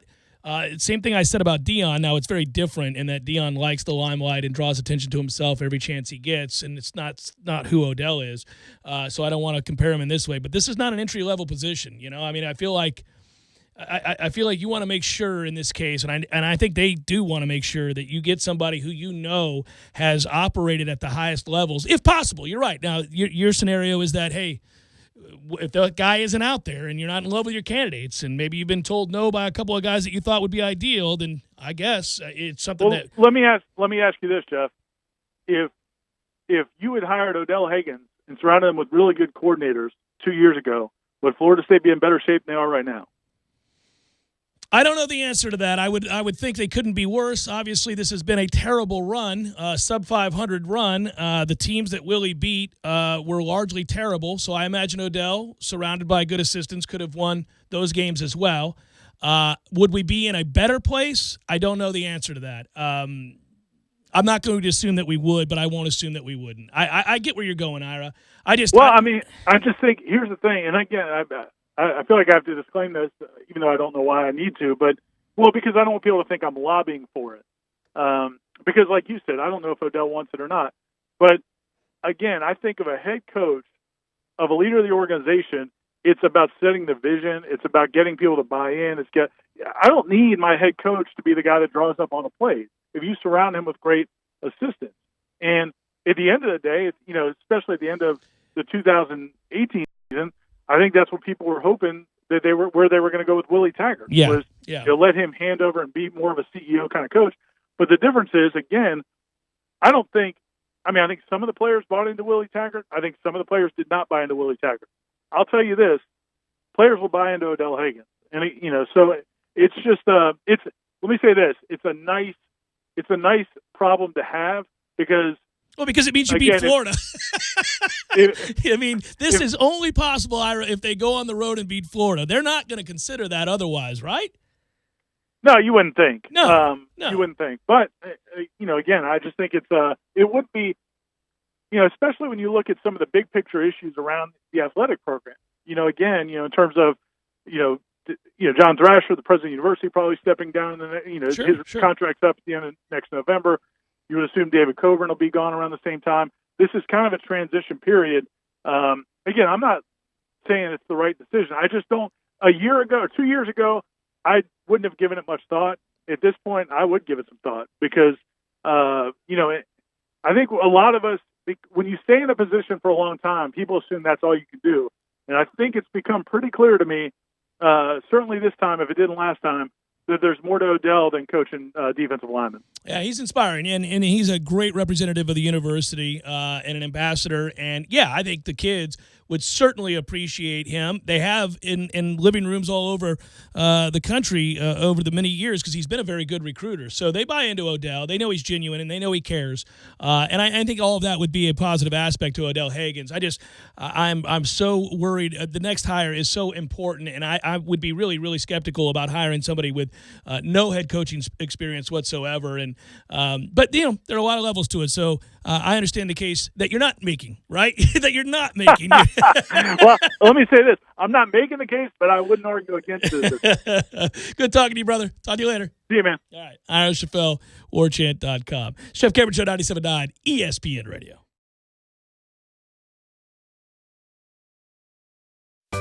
Sorry, boys, I did not have time to pack. We got this. It's right here, guys. We got this. I thought I could handle it. We got this. Moving doesn't have to be a hassle. Call us first at 2 Men and a Truck. No matter the move, home or business, we'll make it a smooth one. I forgot something. We got this.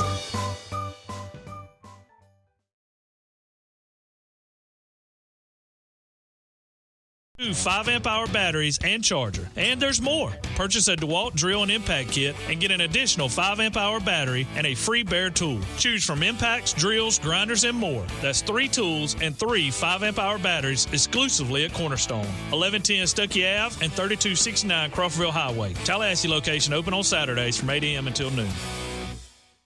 Not all law firms are equal. So here's why Fonville Lewis Mesher McConaughey was recently voted Tallahassee's best law firm. First, we only take real cases. If your car was barely bumped and you think you're going to get rich, we're not the firm for you. We limit our practice to serious cases with legitimate claims. Second, we only take cases involving real injuries. If you know you aren't hurt but think you can fool your way into a quick settlement, we're not the firm for you. We encourage our clients to heal up and get better, not sit on the couch and expect a windfall. Third, we don't want clients who are just in it for the money. If the very first thing you think of after getting hurt is calling pound something or other on your cell phone instead of calling 911, we're not the firm for you. Your health should always come first. And finally, we won't blow smoke about a big money outcome just to get your case. Other firms overpromise and underdeliver. Our only promise is that we'll work harder than anyone to get you the best result. Remember, the law firm you have representing you makes all the difference, so don't settle for less. Call Fonville Lewis Mesher McConaughey and let us put our reputation to work for you. You know when you gotta be somewhere, it's like really urgent. You don't want to do it over the phone. Some things just can't be said with an LOL or an OMG. Some things just need to be done IRL. So you get in your Nissan Altima and drive. Feel the VC turbo engine instantly react to give you more power and efficiency, so you can get where you need to go.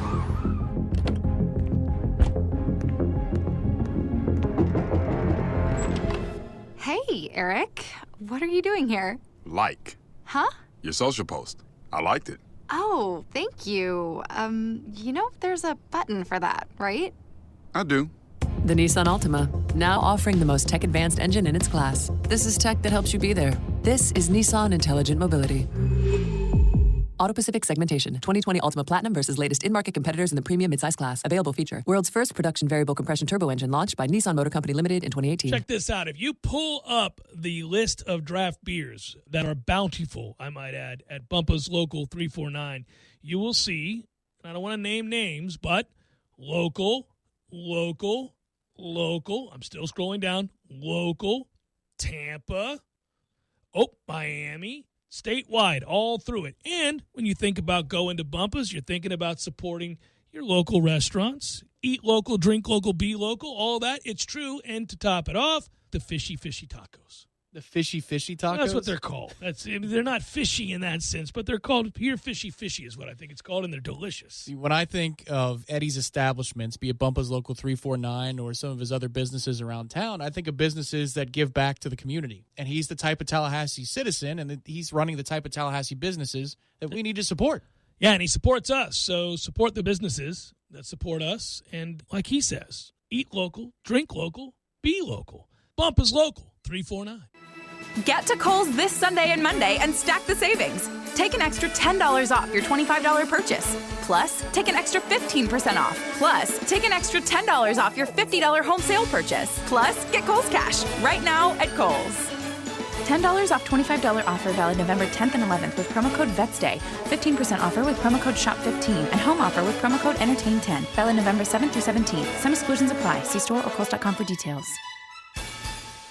One of my favorite things about being a member at Orange Theory Fitness is the sense of community. Initially, after taking the tour and seeing the state-of-the-art equipment, I was intrigued. I became convinced even once I researched the science-backed technology track, coach-inspired workouts, all of that. But what I didn't count on was the support, the sense of camaraderie shown by the members and the coaches. You realize pretty quickly you're not alone. And when you're pushing yourself through barriers and attempting to be your personal best, you can use all the help you can get. And it's there. It's amongst the members and coaches at Orange Theory Fitness. To learn more, go to orangetheoryfitness.com. You're locked in with the Jeff Cameron Show on 97.9 ESPN Radio.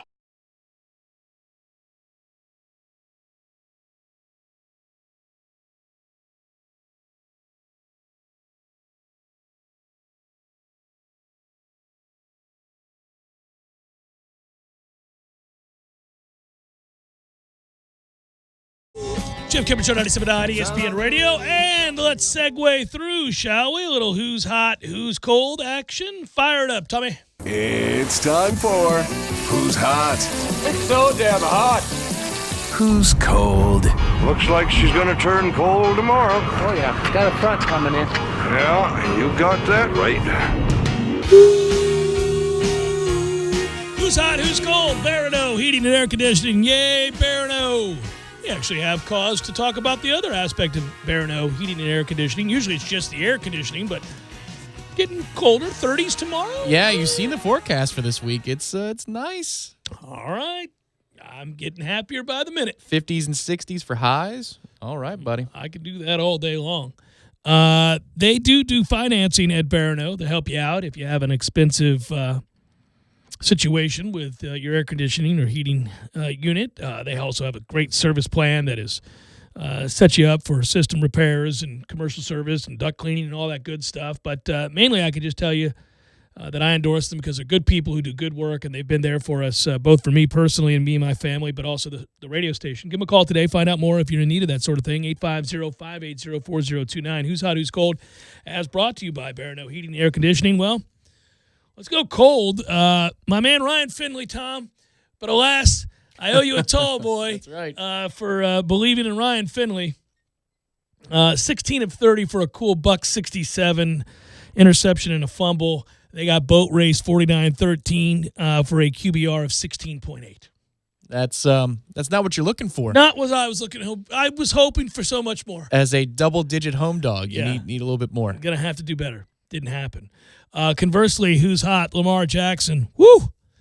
Well, certainly it helps to be facing Cincinnati. He did make the most of it. That is 15 of 17 for 223, 3 touchdowns, no interceptions, 49 of 13, 7 carries, 65 yards and a touchdown for a QBR of 99.7. That'll work. That'll work. Cold, Drew Brees. Welcome back. Looked good the first go-around. Actually didn't play terrible in this game, but did not throw a touchdown, did not throw an interception, was sacked 6 times. I believe the Falcons came into that game with a total of like 7 sacks in the year. Yeah, it was one of those where you're in the second quarter, they've got 3 points, and you look at TOP, and you're like, oh, well, the Falcons have had the ball forever. And then it just kept going and going and going. Dominated the offensive line. Drew with the QBR, not that QBR is everything, but a QBR of 14. Thanks for that. That's a toughie. It's a tough afternoon at the office. A lot of quarterbacks had that happen. In a loss, Patrick Mahomes was 36 of 50. How do you lose to the Titans that way? That's a bizarre game.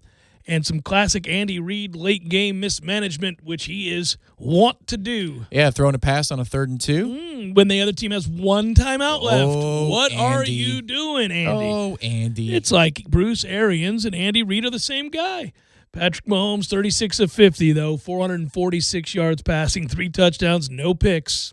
They somehow still lost. That's nuts. That's a whole lot of weird is what that is. Also hot, Nick Chubb, 20 carries, 116 yards, average nearly 6 yards per carry. He is really good, and we thought he would be, and he is really, really, really good. Yeah, it was a debate, right? When he and Sony Michel were coming out, which one would you rather have? The answer was yes. Yeah, I like both a lot. I still like Nick Chubb more, and I think he's going to emerge as the better player, and kind of has right now. But, again, both are yes. Sony can have a couple of playoff moments because they'll be going to the playoffs, whereas Nick won't be. Not his fault, though. Not his fault at all. No, he's played well. Brian Hoyer of the Colts, yeeks. Could have just as easily put Adam Vinatieri on that list. Missed another extra point. Call it a day, Adam. We're just steady missing extra points every week. Call it a day. I'm done. I think he's missed 6 this season. It's unbelievable, man. That is hard to imagine. I'm also going to put cold Dave Doran. Did you see the handshake after the Clemson game? No. Oh, he's into his feelings. He's not happy. Is he really? Boat raced and doesn't want to talk about it.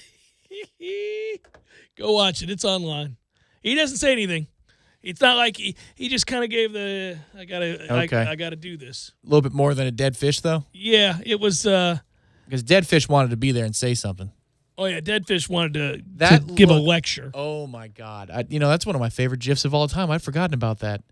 When the dead fish is born and Jimbo has the over the shoulder like, huh? Look, what the hell are you talking about? What the hell? Well, he did the same thing to, what's his name, Petrino's brother. After the 81 because we hit the 80 number. You don't hit the 80 number. Yeah, 55-10 was the score in the Clemson NC State game that nobody watched and that Chris Fowler and Kirk Herbstreit had to broadcast. Holy moly, what are we doing here?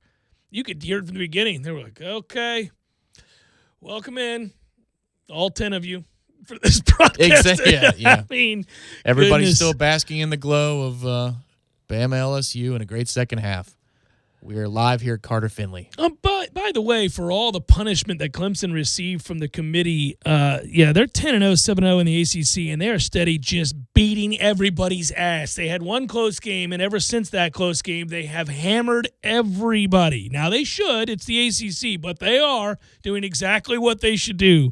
And Trevor Lawrence, 3 touchdown passes, no interceptions, and a whole lot of get you some. I can tell you, buddy, having been on NC State quit watch, 41.5 was not enough to deter me from taking the Clemson side of the equation. You still almost got hurt there because of the 13-10 second half because Clemson was disinterested.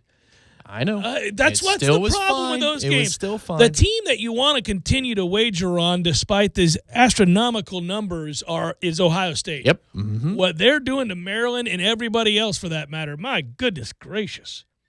And, oh, by the way, I apologize to all of you who had Oklahoma covering comfortably because of the crazy backdoor 20-0 fourth quarter where Oklahoma's just running in place and Iowa State's still chucking it around. And they come back to make that 42-41, but that's not that close. Ouch. That hurts your feelings. It's called gambling for a reason. That's a toughie. Anyhow, that's Who's Hot, Who's Cold, brought to you by Barano Heating and Air Conditioning. One more for hot. May I submit one, please? Sure. One Lee Sterling. Sterling. Illinois. Did you see how that game played out? All I know is it was a furious rally. I did not. I got the text from somebody named JC. Yeah, did you not know it before I texted you? Nope. No. And I also got a text within 5 minutes from Millar. It was the greatest news. I was enjoying the cool weather outdoors. I was not in front of a television, and it was... Okay, so let's just do this real quick. It's like a, hey, you won the lottery text, even though it's for far fewer. So we need to let everybody in on this while we can, all right?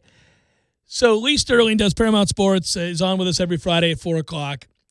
He said he had his underdog lock of the century, 50-unit play, whatever the hell. Anyhow, he said, look, not only do you take the 11.5 or 14.5. Was it 14.5? 14.5. Not only do you take the 14.5 if you're so inclined with Illinois, but take them on the money line. It was plus 500 on the money line. All right, so here's what I thought when he told me that. I was already taking Illinois plus 14.5. I liked them in the game with the points. I was a little uncertain about the win, but I said I'll take a flyer at plus 500, put a little money down on Illinois at that rate. So let's see what happens. Okay, so I'm just kind of checking my phone. I'm not really watching. It's 28-3, Michigan State. I saw that one. In the second quarter. Well, and full transparency.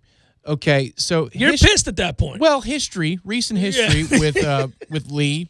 If he's got a 50-unit anything, he wins the hell out of 40-unit plays. Right. Can sometimes struggle with the 50-unit play. Is 0 for his last 2 in the 50s. Okay, so you see 28-3. Oh my God! I'm never playing. I said this last time. I'm not doing it again. I'm never doing it again. Yeah, and I did it again. Yeah. Okay, so I'm up. I don't have the game on, but I've already given away the money in my mind. I lost that bet. So be it. Sometimes you lose. It happens. You got to remain undeterred. 28-3. Next time I check it, it's the start of the third quarter, and it's 28-10. And I'm like, well, it's not getting any better, but okay. Check it a few minutes later, late in the third, very late in the third, it's 31-10. So now I know I'm not going to win. Yeah. Now I know there's no comeback on the horizon. 31-10 in the third quarter, Tom. This is crazy. People get fired over this kind of stuff. I mean, this is nuts. That's what, if you don't know, that was the score. It was 31-10 in the third, like minutes left in the third quarter. And breaking news, they've got 31 points. Yeah, Michigan State scored 31 points, and they usually play a little bit of defense at Michigan State. Right, so you're like, scored 31. Yeah, game's over. So I don't know why. This is degenerate at its best. But for whatever reason, I go to the kitchen to grab a beer. I come back in. I'm doing a cursory glance around the world of college football. I'm doing that big, well, let's take a look at how everything else went for me, okay? Now, I'm not expecting to see something that gives me a glimmer of hope. I'm not, but I look over, and the last I checked, into the third quarter, is 31-10. It's now 31-24. Whoa, what are we? What is going on here? And there's time. Yeah. Time is of the essence, but there is time. Long story short, Illinois comes back and wins a game in which they trailed 28-3 at halftime. 28-3 in the second quarter. 28-3. That's crazy. And they trailed 31-10 entering the fourth quarter. They outscore Michigan State 27-3 in the fourth quarter. Suck it, Michigan State. That's not only a cover, that's an outright win, baby. Yeah! And suddenly, there is a feeling of euphoria that just it's like hitting that shot on 18. You may be throwing up a 97 on the day, but you birdied 18. You're coming back next week. And that's what happened for those of us that are sporting guys or gals. Like, tough weekend. What's this? We won in the fourth? Yeah. Woo! So I get those texts, and my fiance gets a hug out of nowhere. She goes, what? You're like, Illinois! Illinois did it! Jeff just Way to go, Lovey! Jeff just texted me. They came back and did it.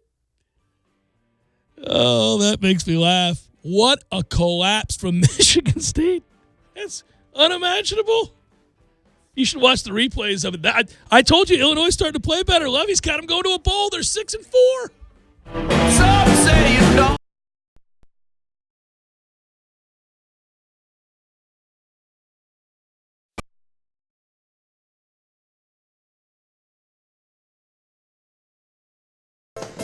It's right here, guys. We got this. I thought I could handle it. We got this. Moving doesn't have to be a hassle. Call us first at 2 Men and a Truck. No matter the move, home or business, we'll make it a smooth one. I forgot something. We got this.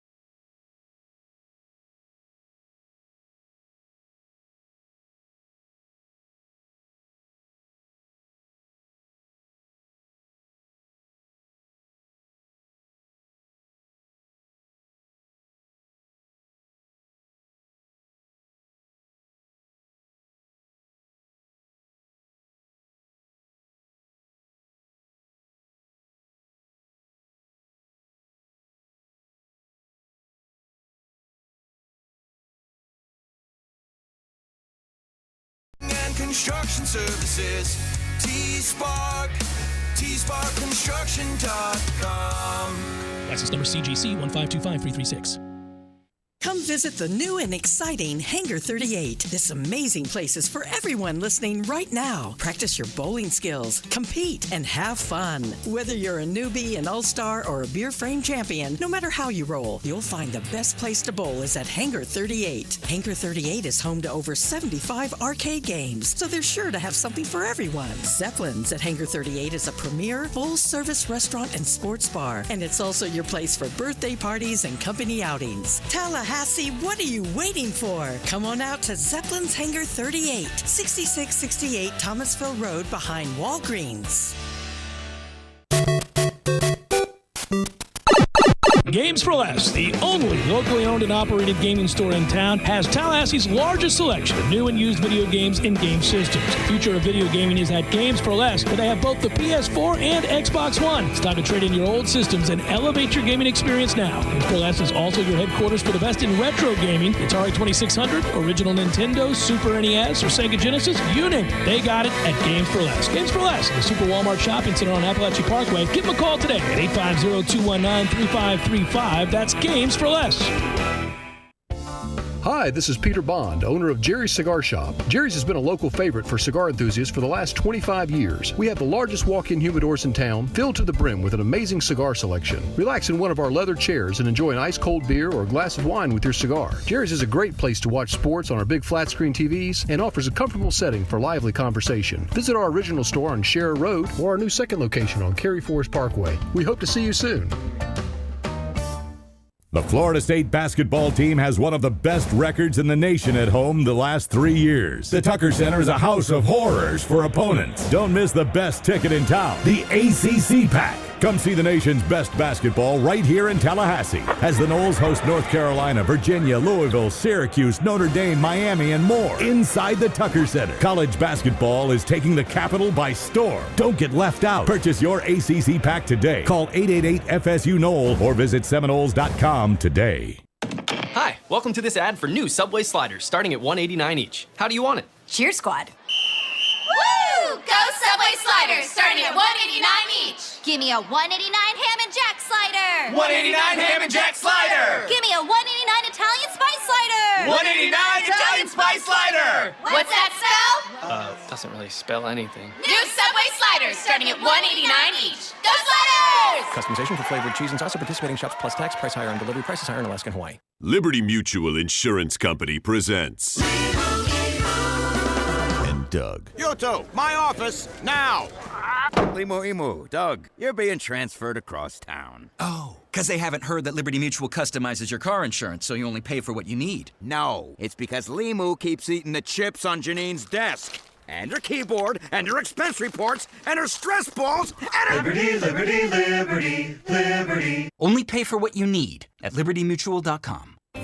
The Seventh Hill Tap Room on Appalachia Parkway is Tallahassee's premier location to try out the best craft brews from the state of Florida. With 14 self-service taps activated by cutting-edge technology, you can try as little or as much as you like from their full menu. The Seventh Hill is a proud home of international soccer, opening early for every Arsenal game. They're also open by request for your favorite club, too. Whether it's a happy hour deal, Sunday brunch with $3 mimosas and a food truck, or time to catch up with friends over a board game, darts, or shuffleboard, Tallahassee's premier spot to enjoy local and Florida craft brews is the Seventh Hill Tap Room, 2475 Appalachia Parkway, right underneath the Corner Pocket Bar and Grill. Hey, Seminole fans, fall is here, and Garnet and Gold has a great selection of brand new FSU fall apparel in stock right now. Long sleeve t-shirts, jackets, fleece, and sweats from brand names like Nike, Champion, and many others. Get your fall on at Garnet and Gold, owned and operated by Seminoles for Seminoles for nearly 40 years at all 3 Garnet and Gold locations, West Pensacola Street, in Killarn near Fresh Market, and on Governor Square Boulevard, or shop online 24/7 at garnetandgold.com. Shop local and go Noles. Broadcasting live from the Tallahassee Dodge, Chrysler, Jeep, Ram, Fiat studios in the capital city of Tallahassee. This is the Jeff Cameron Show on 97.9 ESPN Radio. Man Cave Monday, brought to you by Tallahassee Dodge, Chrysler, Jeep, Ram, Fiat. Right on the corner and always right on the price. Check out the latest 2019 inventory at TallahasseeDCJ.com today.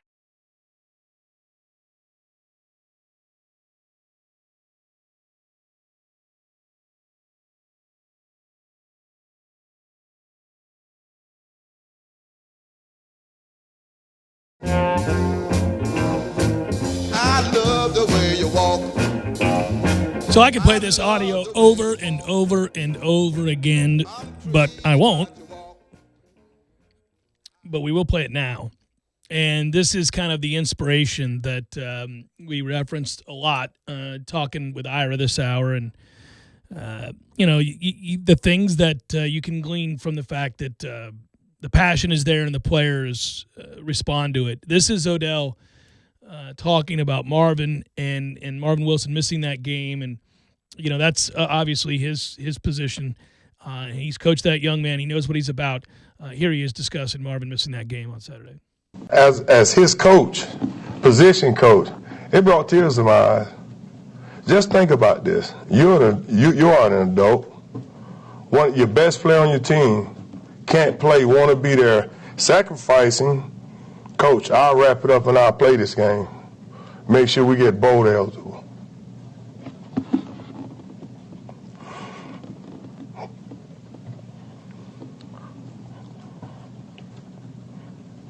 that speaks a lot. He's a big-time leader. Great kid. I love him. Hard not to run through a wall for that guy. Hard not to respond emotionally to that guy. And he's a teddy bear, man. And you just, Tom always jokes that he thinks we should do something where we all get to hug him. Because we'd all be better for it. We get to hug him. We can raise some money. $5, 50-yard line. Yep. Odell. You get to hug Coach Odell. I think he'd do it. For $5. $5. We'll give you 5 hugs for 20. Just a big bear hug from Odell. Yeah. Well, I'm sure that is a warmth that you would feel, that you would want and would be willing to pay for. You would want to continue. Can I get back in line? Can I give another 20? Absolutely. I'd like 5 more of these. You got to say go Knowles or be blessed like he did on the way out, man. Yeah. That mic drop. Every time he gets a post-game interview, because he's 3-0 now. But he owns it. He takes that moment. He knows he's talking to recruits. And he said as much today. The best way to handle this chaotic time for recruits is to keep winning, but they're in constant contact with the kids. Got to keep open lines of communication. But the best thing he can do for recruiting, every press availability that they offer him, he should take, because he kills it every single time. He does, and he just speaks from the heart. So I think it's a really simple recipe there. Just talk about what you know, talk about what you love, talk about those kids in the way that you would to your friends and family. I think that's who he is on and off the field. I think that's the kind of the thing that shows through. And it's also an obvious reason why there are people that inspire you, that make you want to run through fire and play. And those kids right from the jump. I mean, again, that's a bad Boston College team. Florida State didn't play great. They still gave up a ton of yards on the ground to BC. But there was no doubt about the want to. Certainly no doubt about the effort that they were going to play with in this game. And if they clean some things up, they can go compete down in Gainesville at the end of the year. They won't win the game. They're not good enough. They got way too many problems up front. They can't block Florida at all. I mean, it will be a disaster trying to block them. And so you're not going to go win the game, but you can go compete. I really thought that they were on a collision course to get beat exactly like they got beat a year ago or worse. That the matchup is both wrong for us in terms of physically, but also the mentality of playing out the string, which is what they would have been doing. They would have been doing that on Saturday, and they certainly would have been doing that in the last game of the year had things gone as they were, which was basically dead men walking, waiting to get to the offseason, and really no energy or momentum heading into year 3. But the change was made, and no matter how one feels about that, I do think that Odell stepping up and bridging the gap between the rest of this season and the time that Florida State hires a new coach, I do think it was always going to mean renewed effort and spirit, because that's who he is. And they'll play hard. So they'll play hard, and maybe if they catch a couple breaks early, they make it a decent game into the third quarter at the end of the year. And I don't want to get ahead of ourselves, but I still want to see them clean some things up. I mean, this was a sloppy game, but effort was not a problem. And want to, and passion, and physicality. That's the other part. They were very physical in this game, and they knew they had to be, because you have to match that to beat BC when you're outmanned up front. Well, and he said it from the word go to Odell. Every time he had a chance to talk about the game and reflect on the game, he said, Coach Adazio, they bring it every week. And so if you don't, that moment, by the way, yeah, I almost ran out of the room. The two of them. Well, you know what? I was going to ask you, what fired you up more over the weekend between the two bouts of good news for the Noles? Yeah. The win over BC or the win down in Gainesville yesterday. But I guess that's not the answer. The answer would be Odell and Adazio having a moment of mutual respect at midfield. How great was that? I mean, how great was that? And I mean, as soon as I saw it, I was like, nope, I can't watch this. Can't watch this. These two guys here, this is going to get me all choked up. No, it was beautiful. What if they became our co-head coaches? Odell and Adazio, they handle both lines of scrimmage. Okay. And then you empower coordinators. Okay. All right. We're cooking with gas, Tom Lang. We're cooking with gas. Because, listen, Adazio as an offensive line coach, yes, please. Coach Odazio. If they fire him up at BC, and you can hire him somehow to help out on the offensive line, not that Randy Clemens isn't doing a good job, he is. Dazio will fire you up now. They'll play hard. Odazio Higgins. That's our new head coaching tandem. Oh, man. Yeah, I mean, certainly our defensive line play is very good, and he recruits exceptionally well. Coach Higgins does. No, it'd be great. I hear you. There's so much to clean up, and that's a really bad Boston College team. Oh, terrible. And, terrible. I get that they dropped 50 whatever on Syracuse, but the Q's was on Quit Watch, as you so alertly found. I was on to them. I was 2 fingers to my eyes, 2 fingers back to you at that moment. But I really couldn't care less because we're in transition again. No, yeah. We're in a transition of power again. We needed to get to a bowl. By hook or crook, find a way to win that game without Marvin Wilson, with Durden not at 100%, and all the distractions of this week. And we found a way to go up there and do that. We played physical in the cold weather. Typically, teams from Florida don't like to do that, or at least that's the stereotype, right? We went up there. We were as physical as they were, if not more. It looked beautiful. I mean, I didn't go to the game. I had friends who did. It looked like a perfect day for football. I mean, there's not much better than 30 degrees and sunny. Oh, yes, please. I'd want to play in that every day of the week. And I mean, listen, we're not talking about bitter cold. It wasn't bitter cold. I kept hearing the announcers talk about that beforehand. I'm like, yeah, I got you. If you're in the shade, probably. Yeah, but if it's 30-something degrees and you're playing football, it's not that cold. You're still moving around. Yeah. Oh, well, we were in South Bend. It helps that you're in the stands around a lot of other people, but wasn't that once bad. you got within the stadium, it was right. okay. Outside, a little dicey. I like when we got off the bus, the snow on the ground. It's like, all right, it's going to be okay. I walked around. Hey, listen, when we were in Chicago the day before and the snow started coming down, well, you were so sick, and I went wandering around the city. Yeah. That was perfect. You had your moment. I didn't have that moment. I was we got done with that show, and I was under the covers, man. Yeah, you were in bad shape. That was cool broadcasting live in Chicago to walk in there, and they're looking at us like we're thieves or some sort. They're like, oh, my God. Remember that? They were like, we had to get through 3 levels of help security. Good people. We have an appointment. I don't see it. Well, that's your problem. That's great. Yeah, no, we're just radio personalities. This is not like I'm not trying to. But it is right there in the main drag, so I'm sure they get some people. Yeah, especially if they have rather unpopular opinions about coaches or players. I'm sure they do get some ne'er-do-wells wandering into the lobby. But I mean, we're there wearing an FSU gear, I think. Yeah, we were. We were in FSU gear. We looked coherent, so that helped. Hey, by the way, before I forget, congratulations, Jonathan Isaac, who, by the way, on the week went 9 of 11 shooting, 22 points, 8 boards, 4 blocks, 1 steal, 29 minutes over the Memphis Grizzlies on Friday. Then he went 5 of 8 for 13 points, 10 boards, 5 assists, 6 blocks, 4 steals against Dallas on Wednesday. Oh, my God, 6 blocks? Listen to that line. 13 points, 10 boards, 5 assists, 6 blocks, and 4 steals. He's becoming a player. Well, an NBA fantasy player out there. That's a very obscure cult. But Isaac is considered one of the most valuable players because he fills up all the different categories. He did the same thing here, didn't he? He sure Thing did. of beauty. Final hour, forthcoming. Stay with.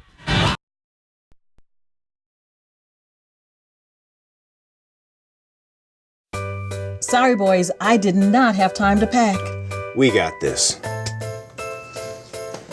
It's right here, guys. We got this.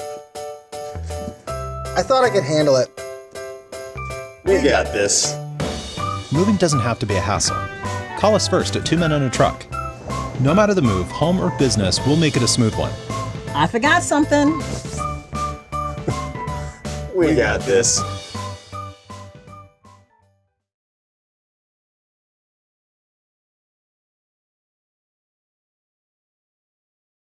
See what they did there? And don't worry about parking. Plenty of spaces available in the parking deck or surrounding lots. Check out all the Thursday Collegetown deals right now on ThursdaysInCollegetown.com.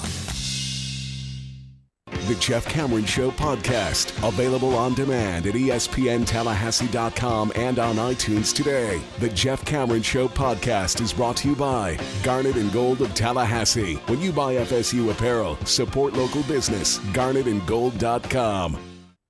Hi, welcome to this ad for new Subway sliders, starting at $1.89 each. How do you want it? Cheer Squad. Woo! Go Subway sliders, starting at $1.89 each. Give me a $1.89 ham and jack slider. $1.89 ham and jack slider. Give me a $1.89 Italian spice slider. $1.89 Italian spice slider. What's that spell? Doesn't really spell anything. New Subway sliders, starting at $1.89 each. Go sliders! Customization for flavored cheese and sauce at participating shops plus tax. Price higher on delivery. Prices higher in Alaska and Hawaii. Need help moving? 2 Men and a Truck Tallahassee provides professional home and business move services, both locally and long distance. For your next move, visit 2men.com or call them at 850-224-2232. 2 Men and a Truck, the movers who care.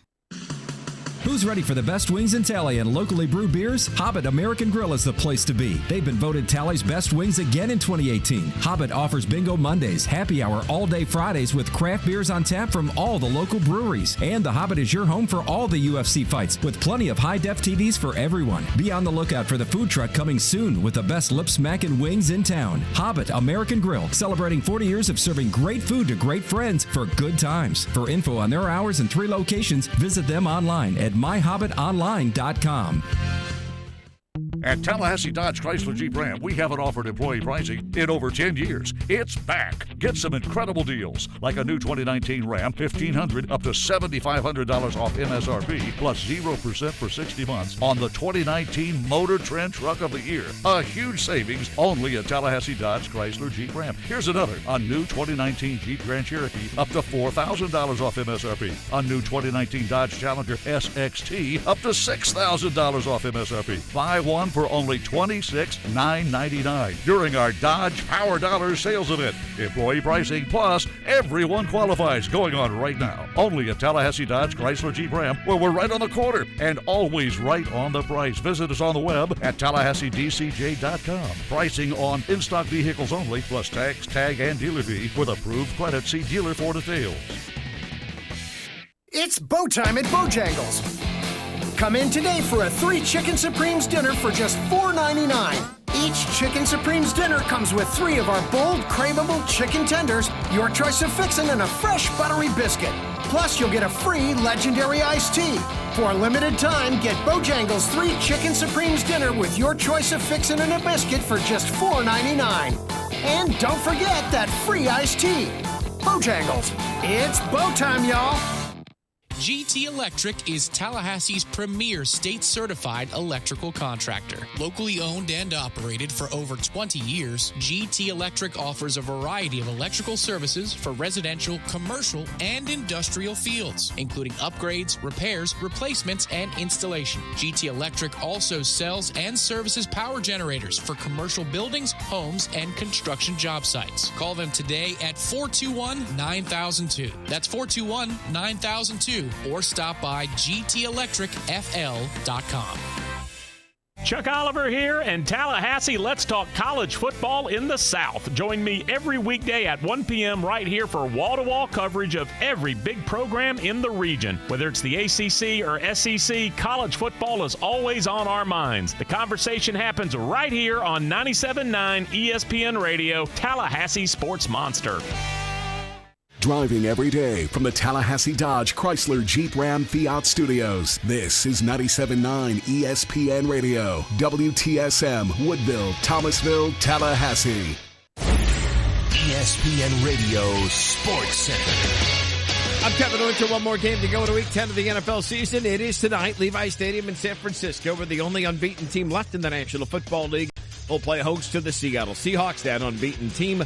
The 8-0 San Francisco 49ers coverage starts Monday Night Countdown beginning at 6 p.m. Eastern. Game kicks a little after 8 on ESPN and the ESPN app. Fans and those who cover the league still buzzing about how games ended yesterday. The Chiefs welcoming back Patrick Mahomes and then losing at Tennessee. Lamar Jackson just abusing the Bengals for 4 touchdowns in a Ravens rout, and the Packers holding off the Panthers at snowy Lambeau as Aaron Jones rushed for 3 more touchdowns. He's got 14 through 10 games, and as ESPN's Ryan Clark believes, Aaron Jones should be getting some MVP love. When we talk about Le'Veon Bell and we speak of Christian McCaffrey, we often say how well they can be used in any spot on the offense. Aaron Jones is the exact same thing, but he doesn't have the name recognition, and he is playing with Aaron Rodgers, so we tend to overlook that. But there's been times this season that he's the MVP of this offense, and that's with Aaron Rodgers and with Aaron Rodgers playing well. Gotta be careful, Ryan. Not sure if he's supposed to be saying that about Aaron Rodgers. Packers are 8-2 on the year. The New York Knicks are 2-8, tied with the Warriors for the worst record in the league, which is strange on its own merit.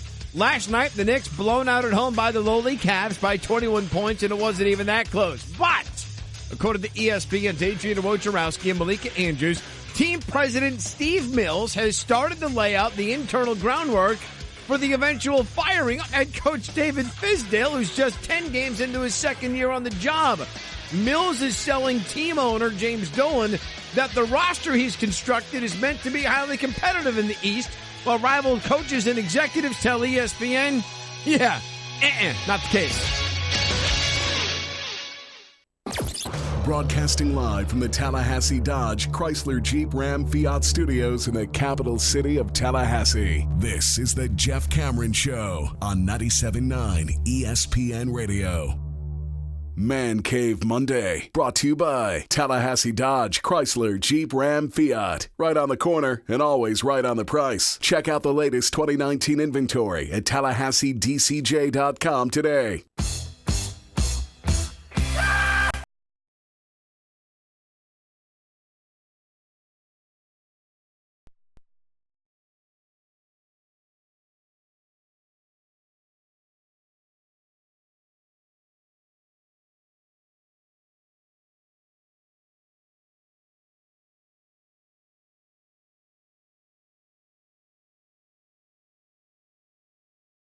Final hour of the Jeff Cameron Show, at least for today. Thanks for tuning to it. Hope most of you, a lot of you anyhow, have enjoyed your day off. Our thanks to veterans everywhere for your service. I'm Jeff, that's Tom. We're online, ESPNTallahassee.com. That's where you go to listen live via the streaming free. Always vicinity. They go back, get caught up at your leisure. As we'll post it to iTunes, where you can rate, review, share with all your friends and say, hey, check this out. We're also on YouTube and Periscope. Hello, YouTubers and Periscopers. You want to email, feel free, fire away, JCS at 979ESPNradio.com. Twitter, it's at J Cameron Show. So Florida State gets a win. Congratulations to them and Odell Hagens. That's a lovable dude right there. And those players play hard for him. There's no doubt. And that was kind of fun to watch. And really, frankly, unexpected as we now recap some of the stuff we've talked about already. I didn't expect them to go up and win that game. I thought that missing Marvin Wilson would be too much from a personnel standpoint, not a desire standpoint, but a personnel standpoint for them to overcome. You can't be thin at linebacker and defensive line going up against two hosses like BC lines up and runs with. So I just figured this was a nightmare, and it kind of started out that way. But then Florida State gets the spark, the long pass down the sideline to Terry, a great throw, and I was happy.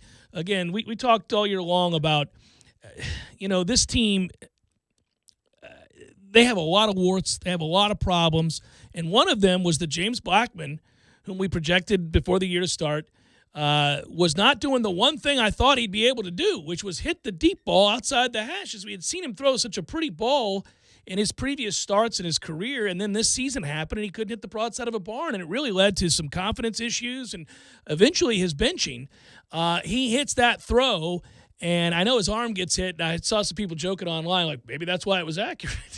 That's what I thought initially. But it's a great throw, and it proves to be the spark. And they played hard. They really did, and they end up getting that win. And that's a good thing because not only do they become basically bowl eligible with the victory because they're going to beat Alabama State this Saturday, but also those kids needed a moment. They needed a moment to feel good about themselves and to be rewarded for hard work. And to be sure, they prepared well and played hard. Now, they were messy, and this team really, from an organizational standpoint, drives me batty. I've been harping on it for 2 years. It was evident again on Saturday, whether it's illegal procedure or inability to get lined up properly or 10 men on the field. We do this every week. That didn't change on Saturday just because Odell inspired. They were still disorganized. But they found a way, and they played hard, and they played physical. So that was different. And, again, Jordan Travis gets into the game, and we're left wondering where the hell has that been. I mean, obviously as a runner and as a threat in the zone read game, he's a different element. He's a different cat. So that, in weird ways, was to be celebrated, but also frustrated by. And you know what? You'll take it, and now you'll go to a bowl, and whether that's in Detroit or Shreveport or some other godforsaken place. Well, it's a bowl. It exists. Yeah, it means that's where they're headed. We get an extra crack at it. Yeah, for me, I don't know. The way the game started, you look at all the things that went wrong. You've got James missing Gabe Neighbors near the end zone. He actually had a touchdown on a second down play where they got a post over the middle. He misses that guy too, and you think, Oh, boy. It's going to be more of the same here. You see a defensive breakdown on the third and goal after you get a gift, and it's third and goal. Wide open. Guys, more wide. I mean, okay. Oh, you're dropping passes left and right. You're dropping passes. I mean, my man in particular. You've got a shanked punt, and you're thinking, okay, this might be the thing that breaks our spirits. 14-3. That's starting to get fairly consistent, too, the shanking of the punt. Yeah, I know. So it's 14-3. Yeah. But it's that bomb pass that changes everything. Changes everything. It galvanizes people. And it's not like we weren't hitting, we weren't physical, even with the game at 14-3. I mean, it got there by some, dumb things on our part, but we were trying. We were coming downhill and hitting. My thought was in that moment after the shank, I thought, oh, this is it, man. I think we've given it all we can, and it's just going to be too much today. Nope. But that thing secured our effort, I think, the bomb pass. And then it did so to the point where I think also the missed field goal before half was big in that regard. But when we drop passes, when we miss plays, when we make mistakes, we still battled through every single one of them. And that's worth pointing out because DJ had a terrible punt return. You got the Gavin drop. You've got a couple drops by Trayshawn. Cam's drop before he scores a touchdown. But we fight through and overcome every single one of those things. And I think that's where people are more than happy to hug on each other in the locker room after the game. Yeah, Trayshawn, I'm going to need you to catch the football now. Old Tough Love Cameron has found his new target. And it's going to be, that's a bullseye on one guy. Catch the damn ball, dude. Yeah. Catch the ball. Had a rough time in the weather, I guess. A catch. Oh, my God. I needed to go walk around outside. Didn't even mention the fact that Dante Lucas doesn't make the trip, so you start a new guard. You're like, right. Who's this guy? What the hell happened there? What are we doing here? Yeah, there were a lot of things. Oh, 53 first time. 53? Yeah, who is this guy? I should know the answer to this. Yeah. Oh, maybe I shouldn't. It's Maurice Smith, a redshirt freshman. Okay. He's just a freshman. I don't think he's a redshirt. That's a true freshman, right? Freshman, forgive me. Yeah, no. True freshman guard we're rolling out there with. Okay.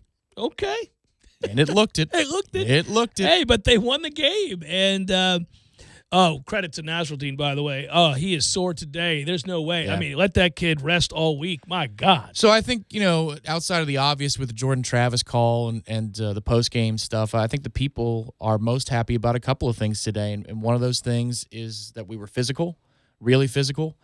Throughout, but then also the comment from Odell that he's empowering his coordinators to be themselves. And imagine that. They actually threw some wrinkles in there, some things that apparently they wanted to do. We talked to Irish Chappelle about that last hour. You go back and listen to that. Obviously, Kendall had it in his mind. He wanted to run Jordan Travis in certain packages at earlier spots this year. That was vetoed. Now, look, it's really easy to pile on in that situation. I don't know what went into the discussion and why they did or did not, but the truth is they didn't, and then they did use him here. Good time to use him because Boston College's defense is awful. Really awful. So, you don't temper your enthusiasm, but you certainly take stock of the fact that James Blackmon had his best game of the year because he's going against that defense. Now, he still did it. He did what you're supposed to do against a bad defense. And it's true that Jordan Travis had the kind of success he did against that team, partly because he certainly seems to have a knack for running that, but also because he's the fastest guy on the field in the moment. Well, and if you believe the reports that were happening, not now, after the fact, right? But that were happening and the whispers that were happening throughout the season, you heard that maybe Willie wanted a couple of drives a game to look a certain way, or he would step in either just before the half or just after the half and say, all right, these are the things we need to do, which he's an offensive coach and he's the head coach. But when you're talking about rhythm of an offense, which is very, very important, especially when you're running tempo, it did look like there was a grand plan at work in terms of the rhythm. I'm not here to say, like last year, for example, with the Willie Walt Bell thing, if our offensive line was halfway decent, if it was average, they would have put up numbers last year too. Mm-hmm. But the offensive line was so god-awful that it was a non-starter to the argument. This year, I think Willie got in the way of some things. He said he was going to turn the keys over, but then he didn't turn them all the way over. Yeah. And you got to see an offense on Saturday that was on the same musical time throughout because you only had one guy. I mean, when you hear Odell say it simply, and I think he says it simply for a couple of reasons beyond the obvious, that, Kendall, it's your offense. I mean, he's sending that message out there publicly that it's Kendall's. He said it again today. Yeah, he said it again today, yeah. I think that's a message being sent that, you know what, maybe this is the right way to do it. Let your coordinators coordinate. Here's a message that's being sent, and that message is, we're still better than you at basketball, Florida. Get you some of that down in Gainesville. All right. When are they going to learn to stop overranking Florida in basketball? Sweet Jesus. Stick 'em in your mouth and suck 'em. Every year with the top 10, top 5, top 6 ranked team in the country. Really? Number 3 in the old Jay Billis 1 to 68 rankings. Okay. Well, they got thoroughly dominated at home and lost their 6th straight to Florida State. And it's a good on you for Leonard Hamilton and crew because, look, I got to tell you, I was hard on MJ Walker after game number 1 this year. It's what tough love Cameron does. But MJ Walker bounced back. I was pleased to see that he was able to play a much better brand of basketball for us in a needed situation on the road. Good on you. Yeah, the numbers from the field don't look great, but if you watch the game, you see the impact he had. Absolutely, both defensively and the ability to draw fouls. Exactly, yeah. and what that does to a half-court defense, the things it opens up and open threes, and that's the thing that we did in the second half is we had a couple of open shots, and we hit them, we knocked them down. Polite hit a huge one with just under 10 minutes to go because it was when Florida was trying to make a push to get it back into single digits. Every time they made a mini push, we pushed right back with a big shot. Vassell hit a huge 3 from the corner near the bench. Polite's 3. Osborne down near the basket a couple of times. Koprivica, which is Koprivica apparently now. Koprivica. He took 94 steps, but it was okay. And he's got a jump hook that's good. I mean, every time that Florida was pushing back a little bit after we extended ourselves, we had an answer for him. And what a pleasant surprise that is. I did not expect to see that yesterday. Well, I don't know that I expected them to win the game, Tom, but I was a little less, dire about our chances of winning the game than you were when we talked about it last week, just because we did show, and you did point this out, but we showed a proclivity to defend. We wanted to defend in the game against Pitt that we lost, and I rolled my eyes at that game because of the free throw disparity and the fact that you're scheduling an ACC game start the year, which is all annoying. 2 things I said after that game. 1, Pitt's terrible. We're going to regret this loss, and then they turned around and lost to Nichols. So there you go. But these things happen to a lot of teams. I mean, look around the country, crazy NAIA upsets of teams that are Power 5. It happens early in the season. So I wasn't going to say we were doomed for a couple reasons. A, weird things happen early in the season. And Vassell was on the bench for 20 minutes of the game. Yeah. He is a dominant scorer, period. Come April, he's gone. We're not going to see him again. He's going to the league. Enjoy what you have right now because he's a star, and he is our superstar. And I think there's no question who the scorer is going to be on this team. It is him. Big time. Nobody else is going to come close. Yeah, no, I agree. The one thing I did say was the intensity on defense, the ability to collapse, stay in front of drivers, to get around the rim and affect shots. Challenge every shot. It's going to expedite our process of growth. Sure. But Florida still had to shoot 10% from the field in the first half, like all the way, a couple minutes from halftime. Yeah, no, they were terrible from the field, but a lot of that was because of how long we are and how difficult we make shots. I think what elevated Florida in the preseason polls. They've got blue chip players, more than Florida State has. But the Blackshear, obviously transfer was everything. To hold him without a bucket is absolutely, again, indicative of how good Florida State is defensively. Held him to without a bucket. All his points are from the free throw line. That is domination. So the coolest thing I saw from the breakout interviews, good job, Warchant, sending somebody down. I think it was Aslan yesterday, grabbed all the video post-game. They were talking to Trent about Malik and Malik's impact in the rotation. He was apparently working with the guards the entirety of preseason, and it wasn't until Dom's status was doubtful. Yeah. They didn't even think he was going to play yesterday, but he got him for a couple of minutes, that Malik had to play down low. He had to play in the post. They were trying to refine his game from the perimeter more than they were around the basket. So this is like an 11th hour switch of roles for Osborne, and he has been a godsend. I mean, he was awesome in that first game, only credited with 4 blocks, I think. I thought he had like 8. And then yesterday, offensively, around the basket, he's got a lot of what for to him. Okay. I mean, you really might have found an answer. That injury may have been a blessing in disguise for us. There are things to work with here. That's why I'm not doom and gloom. They're going to have games and nights where they look poor, but they're not doom and gloom. They're a team that is very much a work in progress, but they have a legitimate go-to scorer. They have a leader in Trent that obviously sees the floor and gets the ball to the right people. Much better day for Trent, by the way. I think it was 7 assists. He's coming off the flu. He didn't practice in between the first and second game. Much better looking afternoon for him on the floor, just in terms of his vision and where he was going with the ball.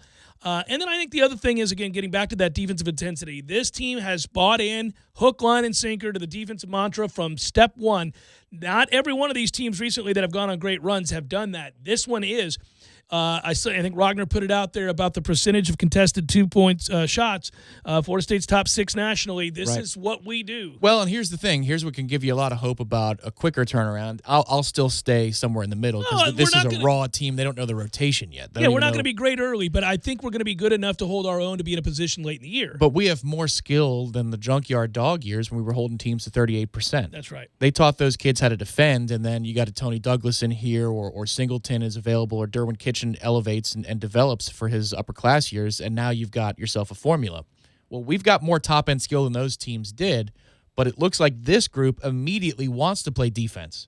That wasn't the case for our first Elite Eight run. That group didn't care about playing defense like at an elite level until you got into March Madness. So that's what gives me hope here, is that if you're going to be that relentless, you got to get a little lucky along the way, too, that some people miss some open shots. But if you're going to be that relentless, you're going to give yourself a crack.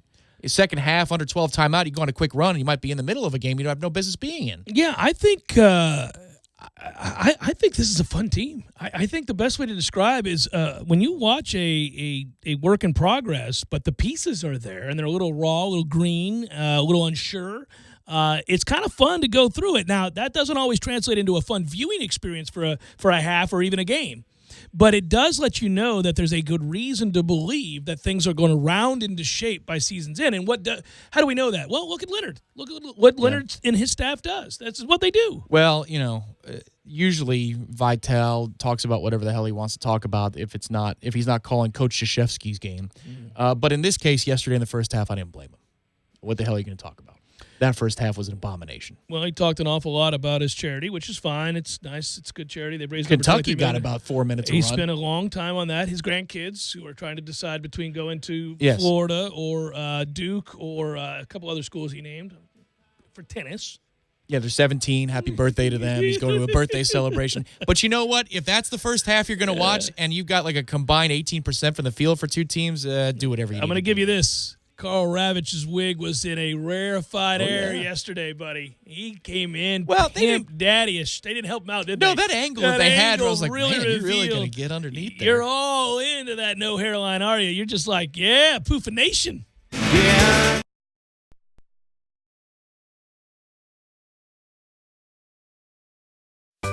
Sorry, boys, I did not have time to pack.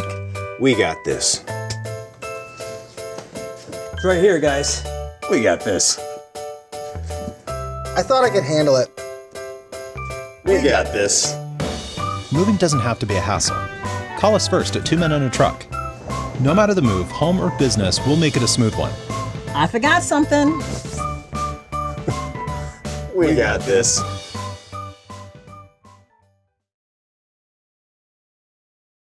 They're falling. So are the DeWalt prices at Cornerstone Tool and Fastener. The Build Your Own DeWalt Kit promotion is back. Buy 2 select bare tools and get a DeWalt starter kit at no charge. That's 2 5-amp-hour batteries and charger. And there's more. Purchase a DeWalt drill and impact kit and get an additional 5-amp-hour battery and a free bare tool. Choose from impacts, drills, grinders, and more. That's 3 tools and 3 5-amp-hour batteries exclusively at Cornerstone. 1110 Stuckey Ave and 3269 Crawfordville Highway. Tallahassee location open on Saturdays from 8 a.m. until noon. Looking for a bit of cowboy flavor? Introducing Hardee's Southwest Patty Melt. A hearty sandwich with all the taste of the great American Southwest. We're talking a hotter, juicier, thick burger made with 100% black Angus beef, pepper jack cheese, zesty Santa Fe sauce, and enough pickled jalapenos to give it a kick. If it got any more authentic, we'd have to serve it with a cactus and a side of tumbleweeds. The Southwest Patty Melt. Now at Hardee's.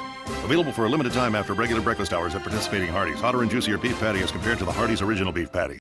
As sports fans, we all know this is the best time of the year. And the best places to catch all the action are at the Corner Pocket Bar and Grill and 7th Hill Tap Room.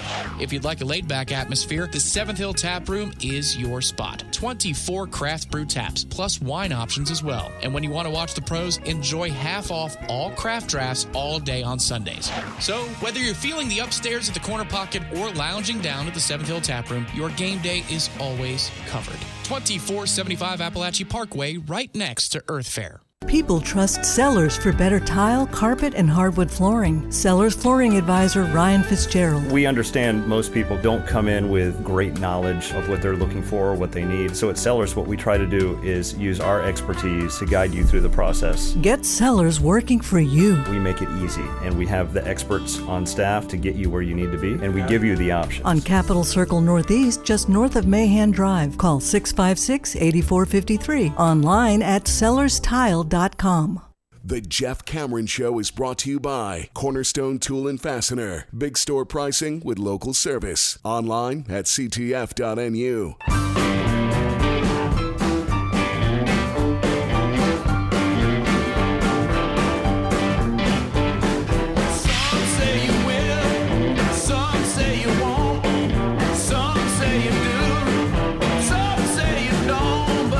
Admittedly, no matter who Florida State ends up with as a head coach, I'd like to see the same sort of fire that you heard from Ed Orgeron. And let me address this as well. Kids, what in the world is going on? Get off your phones. It's a speech by your coach in a locker room. You cannot continue to do this. What the hell is wrong with people? Obviously, an enlivened post-game locker room speech that went viral on social media Saturday night is what I'm referencing, in which Ed Orgeron could be heard saying, we're going to beat their ass in recruiting. We're going to beat their ass every time they see us. You understand that? Roll Tide what? F you. So, you know, it was an LSU player that was live streaming the post-game celebration on Instagram. What is wrong with people? But I like that, man. I like what he had to say. I like how he said it. And I like sort of the mentality that he's engendered with that group. It was evidenced by the play on the field. Not just execution, obviously. That's important. But the not backing down. And he said that publicly as well as privately about here we are, here we come, forward all the time, not afraid. We're bringing it. And they played that way. That's what Odell said about this game, too, for us on the weekend, which is in all three phases attack. And, Ira brought it up last hour. I think it's right. You know, you look at the kick return game and how that changed the tide. I mean, at 24-all, not even, the opener. And I get that Bolden had an issue with one where what is it with people running with the ball this weekend? It just comes out of their hands. It's bizarre. It happened to Ronald Jones. Mm-hmm. It happened to Tua. Isaiah Bolden had a similar circumstance on a kick return. Time of year, I guess, although our game was in Tampa. Our game was in Tampa. I mean, I don't know. I don't know either. But the idea being that you attack, you go downhill, and you could see it. Listen, we've tried hard all season long here in Tallahassee. Yeah. But there was a different level of physicality in this game. And I thought also, it's a small detail from the broadcast, but they had good on-field mics. You heard those pads popping all game long. Yeah, and you heard sort of a good kind of fiery conversation between the two sides. That's the way big boy football is played, and it wasn't the bombastic for no reason conversation that we so frequently get in. No. So there was a third down play. It was third and forever. It was 3rd and 20 maybe, and they call a swing pass to the outside, and Asante comes out, and he makes just this beautiful tackle. He's almost sweeps the leg. So fast, yeah. Right, and he gets up, he celebrates after this one. I remember talking to you. Okay, you celebrate that one because you triggered and made a play. You know why? Because it's 3rd and 20 and they're punting. Not it's 3rd and 20, gain of 22, but you lit somebody up after he got 22 yards. If you want to get fired up about that play, go ahead. Stanford Samuels, if you want to make a play, it's a throwback pass, a screen, and they've got it blocked up, and you fight through a block, and you trip up a kid who's going to score a touchdown, and you get there to trip him up and make a play and get off the block. Be it, yeah. Celebrate the hell out of that play. Yeah, the right kinds of celebrations for the right reasons. Together. No more of these 15-yard. We looked better in that regard. I think the message maybe have been delivered differently. Yeah, I think so too. By the way, to put a ribbon on the it's a short segment, but to put a ribbon on the Orgeron situation, I also like how he handled it from a PR standpoint. Once that video footage got out where he is dropping F-bomb after F-bomb and telling Alabama what time it is, he said, well, I really wish it hadn't happened, but he also said he wishes his players weren't so compelled to pull out their cell phones in moments like that. But then went on to say, with not that much apology tinge to the comment, that's just what happens when you win a big game against your rival. That's the end of it. We're done talking. You're damn right. Yes, You're that's damn it, right. beauty. It is. There you go. We don't have to apologize for everything. I can tell you, I first fell in love with this guy. His voice has always been amazing. Yeah. But it was the UCF bowl game this past January. Oh, yeah, when he was. And I was watching the bowl pregame show, and it was, the talking point was, is LSU going to care to be there? Yeah. And so they asked him on the field. It's like a noon kick, so it's 11 o'clock. He's on the field. Yeah. And he says, so you guys are going to care to? He goes, oh, yeah. We care to be here. I was like, okay. And I made a phone call right then in that moment. I said, all right, I'm going to believe in you. I'm going to make a play here. And some weird stuff happened. That made that a lot closer than it needed to be. Right. Yeah. But LSU fought through, and they took it to him. And I said, that is a mentality that I can get behind, Coach O, and he's extended it into this season. Not so much a coaching search moment here on the show, but all our coaching search segments 2019 on the Jeff Cameron Show is brought to you by Lane's Medical Shop. With locations in Colquitt and Blakely, Lane's Medical Shop offers all your medical supply needs and will even deliver to you. That's a good thing, with emergency service available. Lane's Medical Shop, 229-308-5811. Jeff Cameron Show, 97.9 ESPN Radio.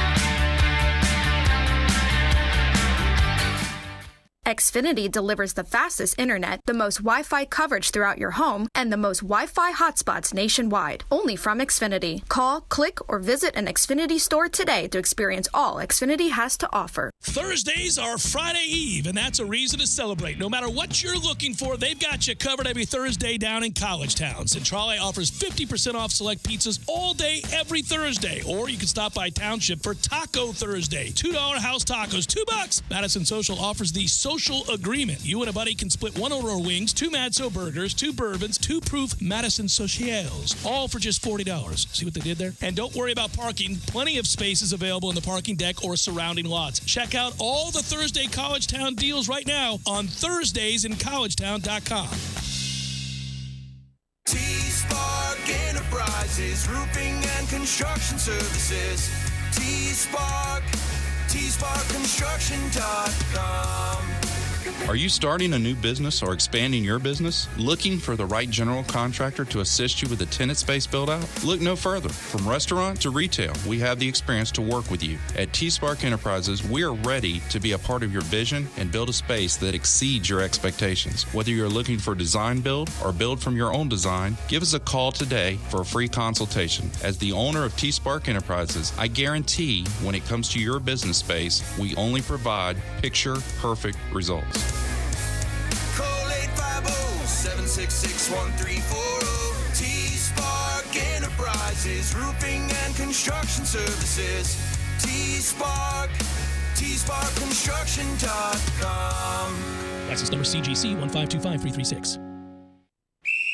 Text Fan Cave to 66555 and enter to win an ultimate Fan Cave experience from Bud Light, an over $1,500 prize giveaway. Text Fan Cave to 66555 or visit tryeaglesales.com. Must be 21 or older. Please drink responsibly. A message from local beverage distributor Tri-Eagle Sales. Not all law firms are equal, so here's why Fonville Lewis Mesher McConaughey was recently voted Tallahassee's best law firm. First, we only take real cases.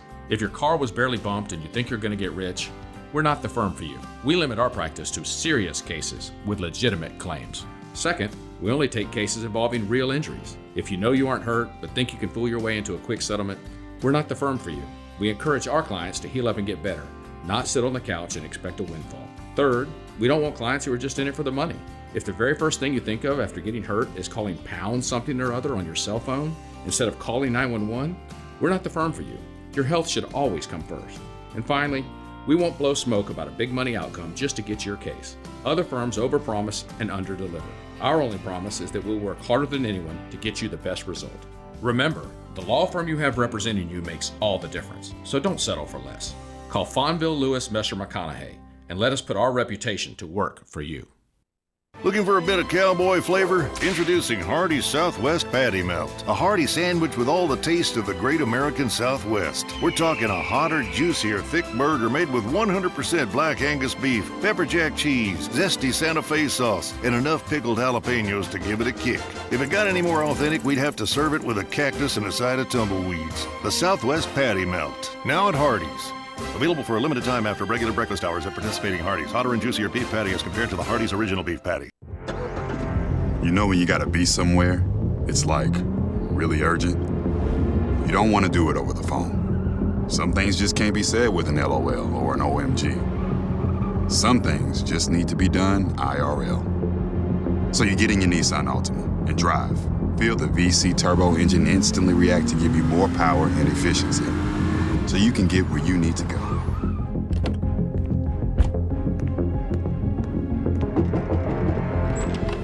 Hey, Eric. What are you doing here? Like. Huh? Your social post. I liked it. Oh, thank you. There's a button for that, right? I do. The Nissan Altima, now offering the most tech-advanced engine in its class. This is tech that helps you be there. This is Nissan Intelligent Mobility. Auto-Pacific segmentation. 2020 Altima Platinum versus latest in-market competitors in the premium midsize class. Available feature. World's first production variable compression turbo engine launched by Nissan Motor Company Limited in 2018. Broadcasting live from the Tallahassee Dodge, Chrysler, Jeep, Ram, Fiat studios in the capital city of Tallahassee. This is the Jeff Cameron Show on 97.9 ESPN Radio. Man Cave Monday, brought to you by Tallahassee Dodge, Chrysler, Jeep, Ram, Fiat. Right on the corner and always right on the price. Check out the latest 2019 inventory at TallahasseeDCJ.com today.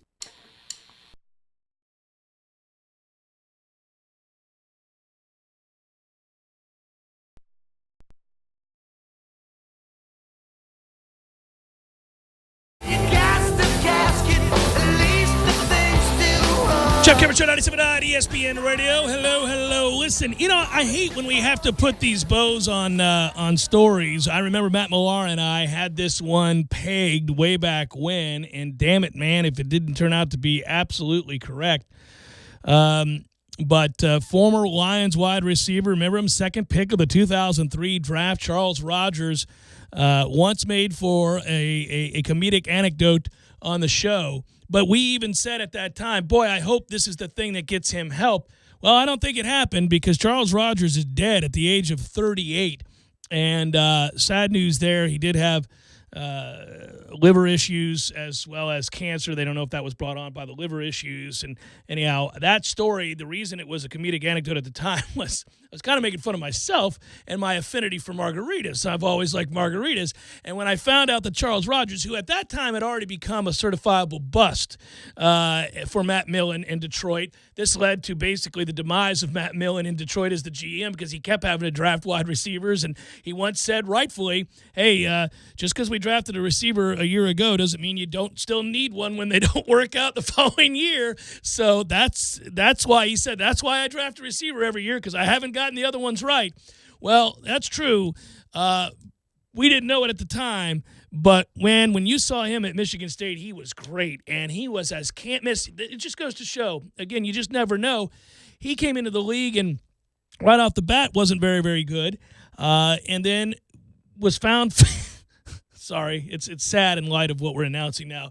But that was that Wednesday at a Mexican restaurant. The 2-for-1 special got the best of him that day. They had to wake him up. He was face down in a margarita at 2 o'clock on a Wednesday. And we did at the time that we joked, and I remember it like it was yesterday, say, all right, well, hopefully, all jokes aside, this is a wake-up call for those closest to him that clearly my man's got a problem. Because I, too, like margaritas, Charles. And I could find myself drinking several margaritas on any given night.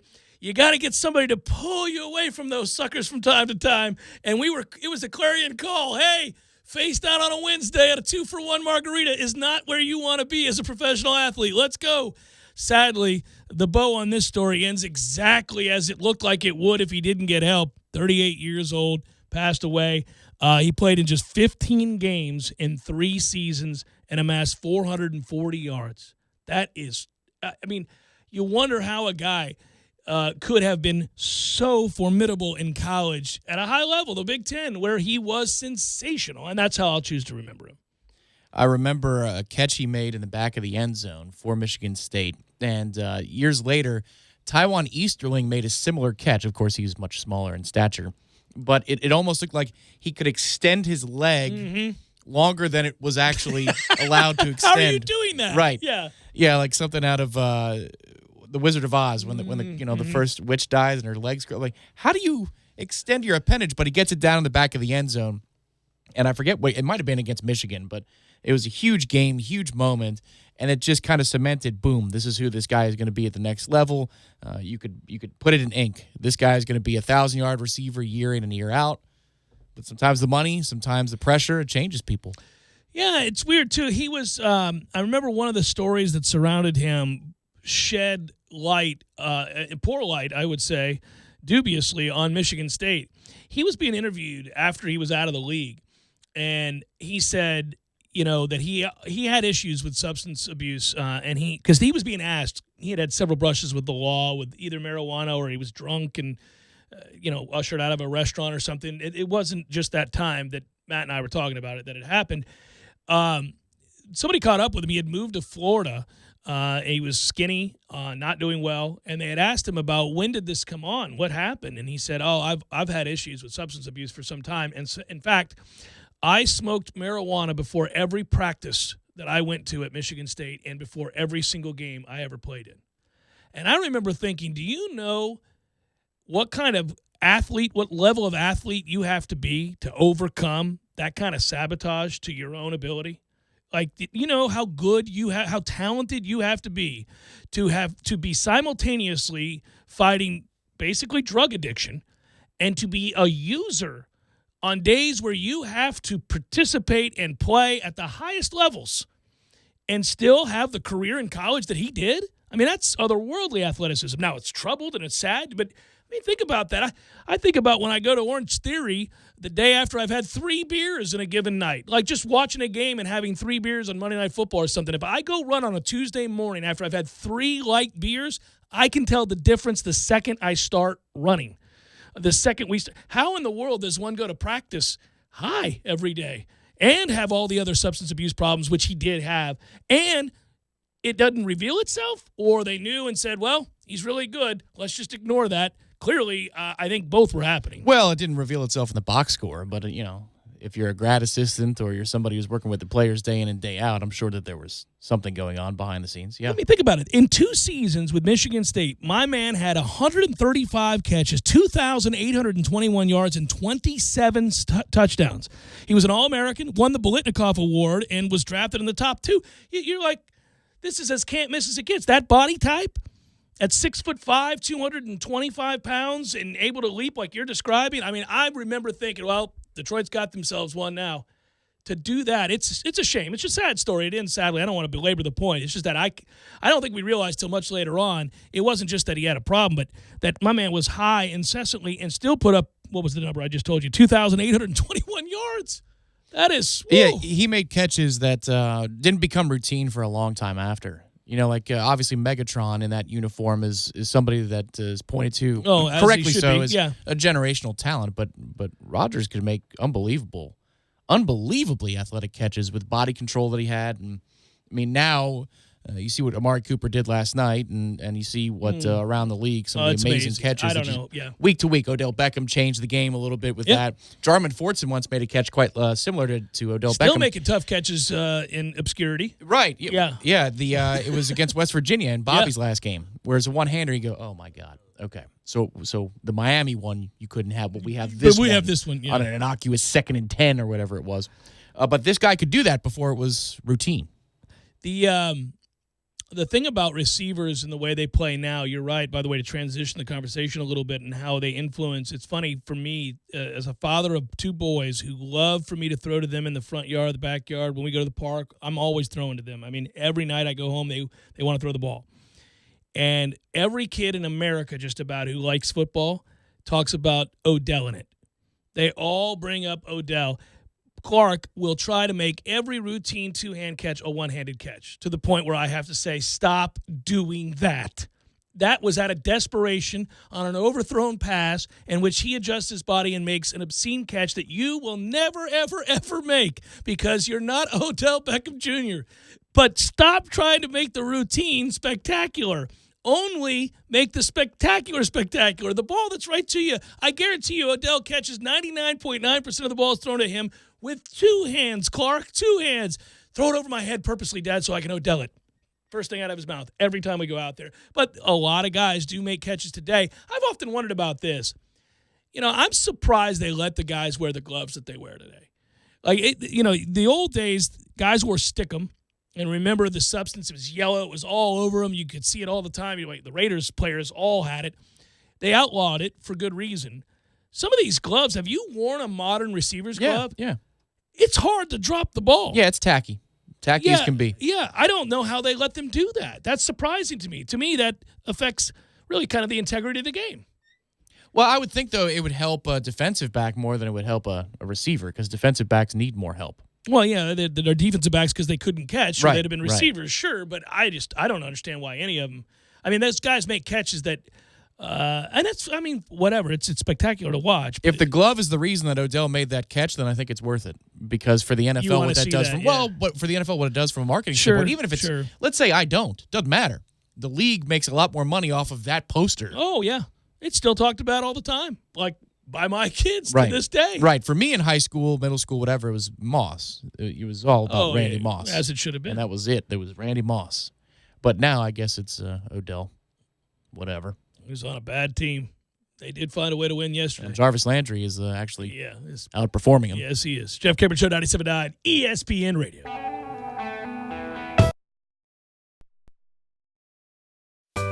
Sorry, boys, I did not have time to pack. We got this. It's right here, guys. We got this. I thought I could handle it. We got this. Moving doesn't have to be a hassle. Call us first at 2 Men and a Truck. No matter the move, home or business, we'll make it a smooth one. I forgot something. We got this. And a good time. They'll feed it to him again. Look out. Touchdown! So when the Knolls hit the road, join us at Hangar 38 in Bannerman Crossing, the exclusive watch party headquarters for 97.9 ESPN Radio, Tallahassee's sports monster.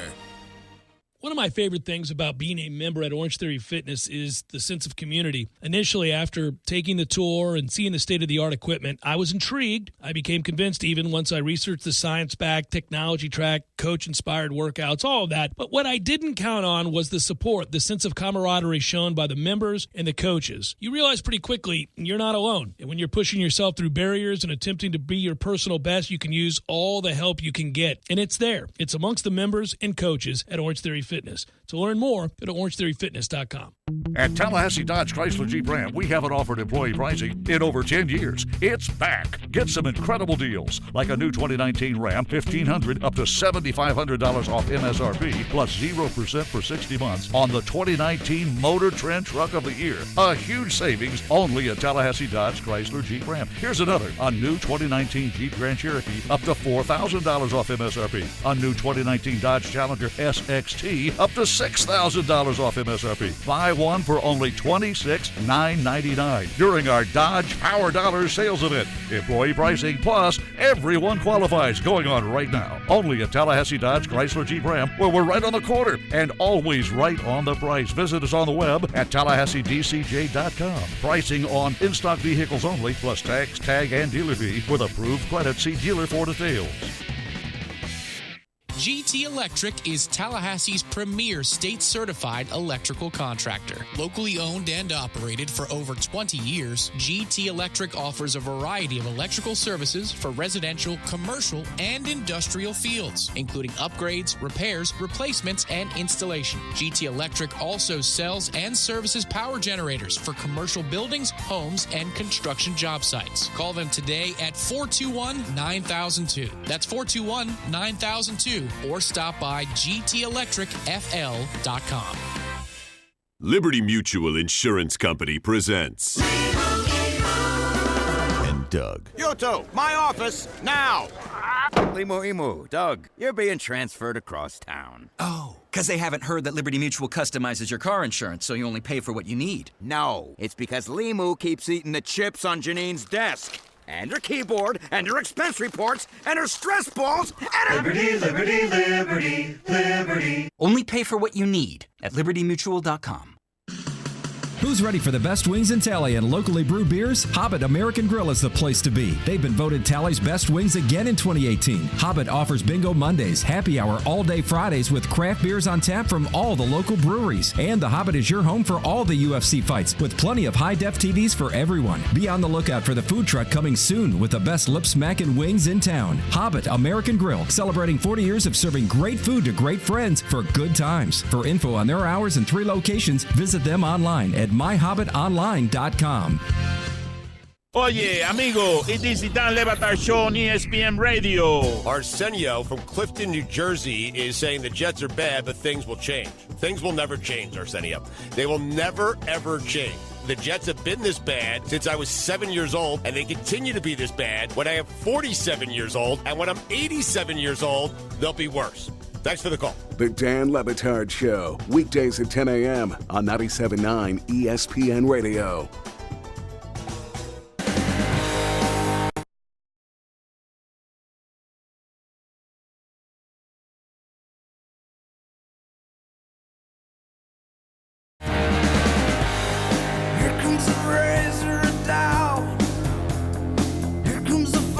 Wrapping it up, Jeff Cameron Show, 97.9 ESPN Radio tonight. Good Monday Night Football game. All right. That's good stuff. Had a great game last night. I can't figure the Minnesota Vikings out ever. I have never gotten a game right that involves the Vikings this season. Not one. Whether they win it or lose it, I have no idea.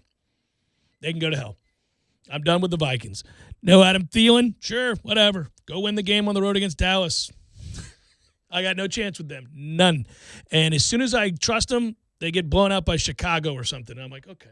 It's indoors, outdoors. It's indoors, outdoors. I guess that's true, but they're weird. They're a weird team. They're a good team, but they're a weird team. That's Cousins' biggest win ever. I mean, and to play well in a game like that? Yeah, pretty much. Yeah, I think it's his best win. It's the third time he's beaten a team over 500 in his Vikings career. Yeah, I mean, he just doesn't win that game, and then he goes and wins that game. So I'm like, all right, well, good. I'd rather them win. I don't know what to do with him. He made some really good throws in the beginning of the game, and then obviously they're able to run the football. But to me, it's the Diggs catch that he makes along the sidelines to extend a drive. He breaks back on the football. That's where Cousins is just giving a guy a chance in a 50-50 situation. But you could tell how limited they were. They had to turn to the tight ends for a lot of their aerial assault stuff. That's a great catch, too, by the way. Oh, well. Back of the ends. I mean, that's the ridiculous. one-hander? Yeah. There are a ton of great catches this weekend in general, but that game, I mean, Cooper had the 2 back-to-back. Oh, my God. The Dalvin screen game, it's where it's at, man. Good God. Run those screens. Screen passes. He's so fluid. It's ridiculous. Yeah, he's a good player. It's nuts. It's fun watching teams that seem to have a pretty good idea what to do with their personnel. I get frustrated watching us even in wins anymore. It's good to see Hargrave's bench for lack of hustle. How about that? You're not any good, and you're not going to run hard? I thought we did a decent job of using the personnel yesterday, though. Ronald Jones, I get it's a freak fumble, but, I mean, clearly he's much more explosive, and if he can catch the ball in a swing pass. Which he struggles to do. Yeah. I mean, even the ones he catches are sort of, I'm not real sure I got this one. I know, but then it's one cut, and he goes. Yeah. He's got some top end. Yeah, but at the end of the game, they're using Barber every play. I mean, it's like, I don't, it's weird. I have Barber on my bench, And when I get done afterwards, I'm like, thanks. Could have started Barber today. Yeah. I mean, I don't know that Ronald scores that touchdown, though. I think Peyton has the ability to get small and find little tight spaces. I think Ronald is... he is just a plow. Let's go. Correct. Yeah. He's Michael Pittman. Yeah, he is. He's a strong guy. He doesn't have the greatest hands, though. I mean, that ball is always a little iffy. I'm worried about it. I think that's why they don't trust him as much as they want to. I think he shows the propensity to give it up. You can just see it the way he holds the ball. So the funny thing is, on the Jones fumble, that play is the first time, and he had about 6 chances to do so, that Jameis got the ball out in time for that particular route. Oh, it's perfect. If he ever does that more often, I mean, the numbers are going to be staggeringly good. We also clearly tip it, because we don't often give our guys a chance to run that play well. I mean, look at the one later on that he has to just throw into the ground. It's reminiscent of the San Francisco game. Well, and there's the grounding one earlier in the game where Jones is blocking. Yeah, and they don't seem to be on the same page ever. There's a lot of not same page stuff going on between Godwin and Jameis. But I mean, we went from having an abundance of weapons to one that's in transition, a tight end that occasionally shows up, other times just gone completely, not even a part of the offense anymore. I mean, if you're going to do that, you could just bracket Evans and make life real difficult. I mean, I don't trust anybody else. Well, and we're going to have one or two boneheaded mismanagement things from. I mean, oh my God! Again, yesterday. He's unbelievable. It is unbelievable. How it is unbelievable. How is his one-score record as good as it was? In I Arizona? don't know. It's crazy. I just. There's not somebody telling him you can't challenge that. I mean, you can by rule, but you ought not do that. You're going to cost yourself the time out here. You can't do that in this situation. I had a suspicion last week, and now I believe it to be 100% true. I believe that Mike Carey is the person that is – because Bruce has hired an official to handle that particular job, and I think it's Mike Carey. It's got to be, right? I mean, my God. Every time I'm sitting there with that, I'm just – are you really going to challenge this? You're going to challenge this, knowing that the league has double middle fingered every coach in the league this year that challenges pass interference. Say for us, the first game of the season. The one time. Yeah, I bet that's probably the worst thing. That's the worst thing that could have happened is he got one. Yeah. And now he believes it's still a real thing. But we did get a reviewed pass interference at the end of the game. Well, we did. It's nice of them to bother to take a look when a guy's rolling through your players' legs. Well, and when they went to commercial break at the termination break, because they're going to flip it over at 4:25 to the game of the week, I'm still waiting at that point for the officials to buzz down. To review the bomb? That's PI. Yeah, but you can't call that. Of course you can. But, I mean, in that, to be consistent, then you would never have called the one on Evans in the end zone. The moment that they did that, I thought they were going to buzz down for the final play of the game. I think if that's any other receiver, they're not going to call that. But Evans is so lengthy and so long that he can catch that ball. That ball lands it's totally inbound. catchable. Yeah. No, you got to call that. I mean, he roll blocks his legs. You got to call that. They're not going to call if he prayers, jump balls, Hail Marys that can win a game or tie a game for somebody when they're jostling with their hands. I don't trust him. I didn't trust it. They go to break. I'm waiting for them to kill the commercials. And let's go back to Tampa where they're coming back onto the field. Do you believe An this? untimed field goal attempt now for Arizona. Comes Tom Brenneman. Do you believe this? Yeah. They've got a field goal opportunity. I was just waiting. That would have hurt my feelings in a way. I mean, I just wanted to win a game. Just wanted to win a game. Boy, winning's contagious. What a weekend for us, buddy. A weekend for the ages. This should be a fun front row Knowles first look with the inspired, messy but inspired effort from Florida State to get a win against Boston College. You have to want to tackle big bodies like that, and we certainly wanted to. Yep. So we are still tough to watch. We are a tough pill to swallow watching us play football. There is so much dumbassery that goes on series to series. It is unimaginable that a program of this stature can have this many moments in time in which they fail to line up properly or have enough people on the field. It's of all the things we do, that one is really tough to stomach. Well, for me, it's something I talked about in preseason a lot. When we play zone, I mean, oh, God. We had gotten better there for a little bit. Very briefly. Oh, boy. Yeah, we don't know what we're doing in the zone. That's for sure. Well, we don't. Listen, I don't want to harp on this. It was a win. It was inspired. It was nice. It's going to get them to a bowl. Going to a bowl beats not going to a bowl. But it's, it is what it is. There'll be 17 people at this game on Saturday against Alabama State. There'll be 22. Okay. Odell asked for people to show up. He's going to get 5 more people to show up. Love Odell. I don't know how you can't. A guy that everybody around the program or who has certainly been involved in the program or even from afar roots for the program certainly embraces what Odell represents as a Knoll and what he's able to inspire. It's fun to watch kids play hard and be inspired by a guy like that who's as impassioned as he is. So I don't want to harp on the stuff that just blew my mind. We talked about it earlier today to some degree, obviously. There's just all kinds of things that left you scratching your head after this game. Just, really? So Jordan Travis couldn't find the field. When we were trying to run the zone read game this year, we never thought about. We talked about it at Hangar. I was like, maybe it's a red. Wait a minute, he already used this red shirt. Yeah, that can't be the reason. Yeah, that's one of those ones where you just, again, that's another fireable offense if we hadn't already fired him. I mean, what? You see this every day? But I'm also confused. Well, he must just make some of the worst throws that you can possibly make. We've seen him throw the football. His arms I just mean in practice, the decisions he makes must be so They gotta dangerous. be egregious. They got to be egregious. He didn't throw a ball. I mean, he's a good runner, but we didn't see him throw the ball and fit it into a tight window. But we saw a spring game with him throwing the ball. I don't understand. Like, I mean, it's a better arm than the kid we brought in from Wisconsin. So what? Well, we didn't know he was going to be eligible. I mean, the NCAA didn't give us their decision until about the second quarter of the Boise game. It's crazy. All right, well, we'll step aside here. Once again, happy Veterans Day. Thanks to all who served. And Front Row Knowles first look, followed by, that's right, we got Monday Night Football, so that'll be good. Good work out of you. Good work, Matthew. Be well, everybody. Have a great night. We'll talk to you tomorrow.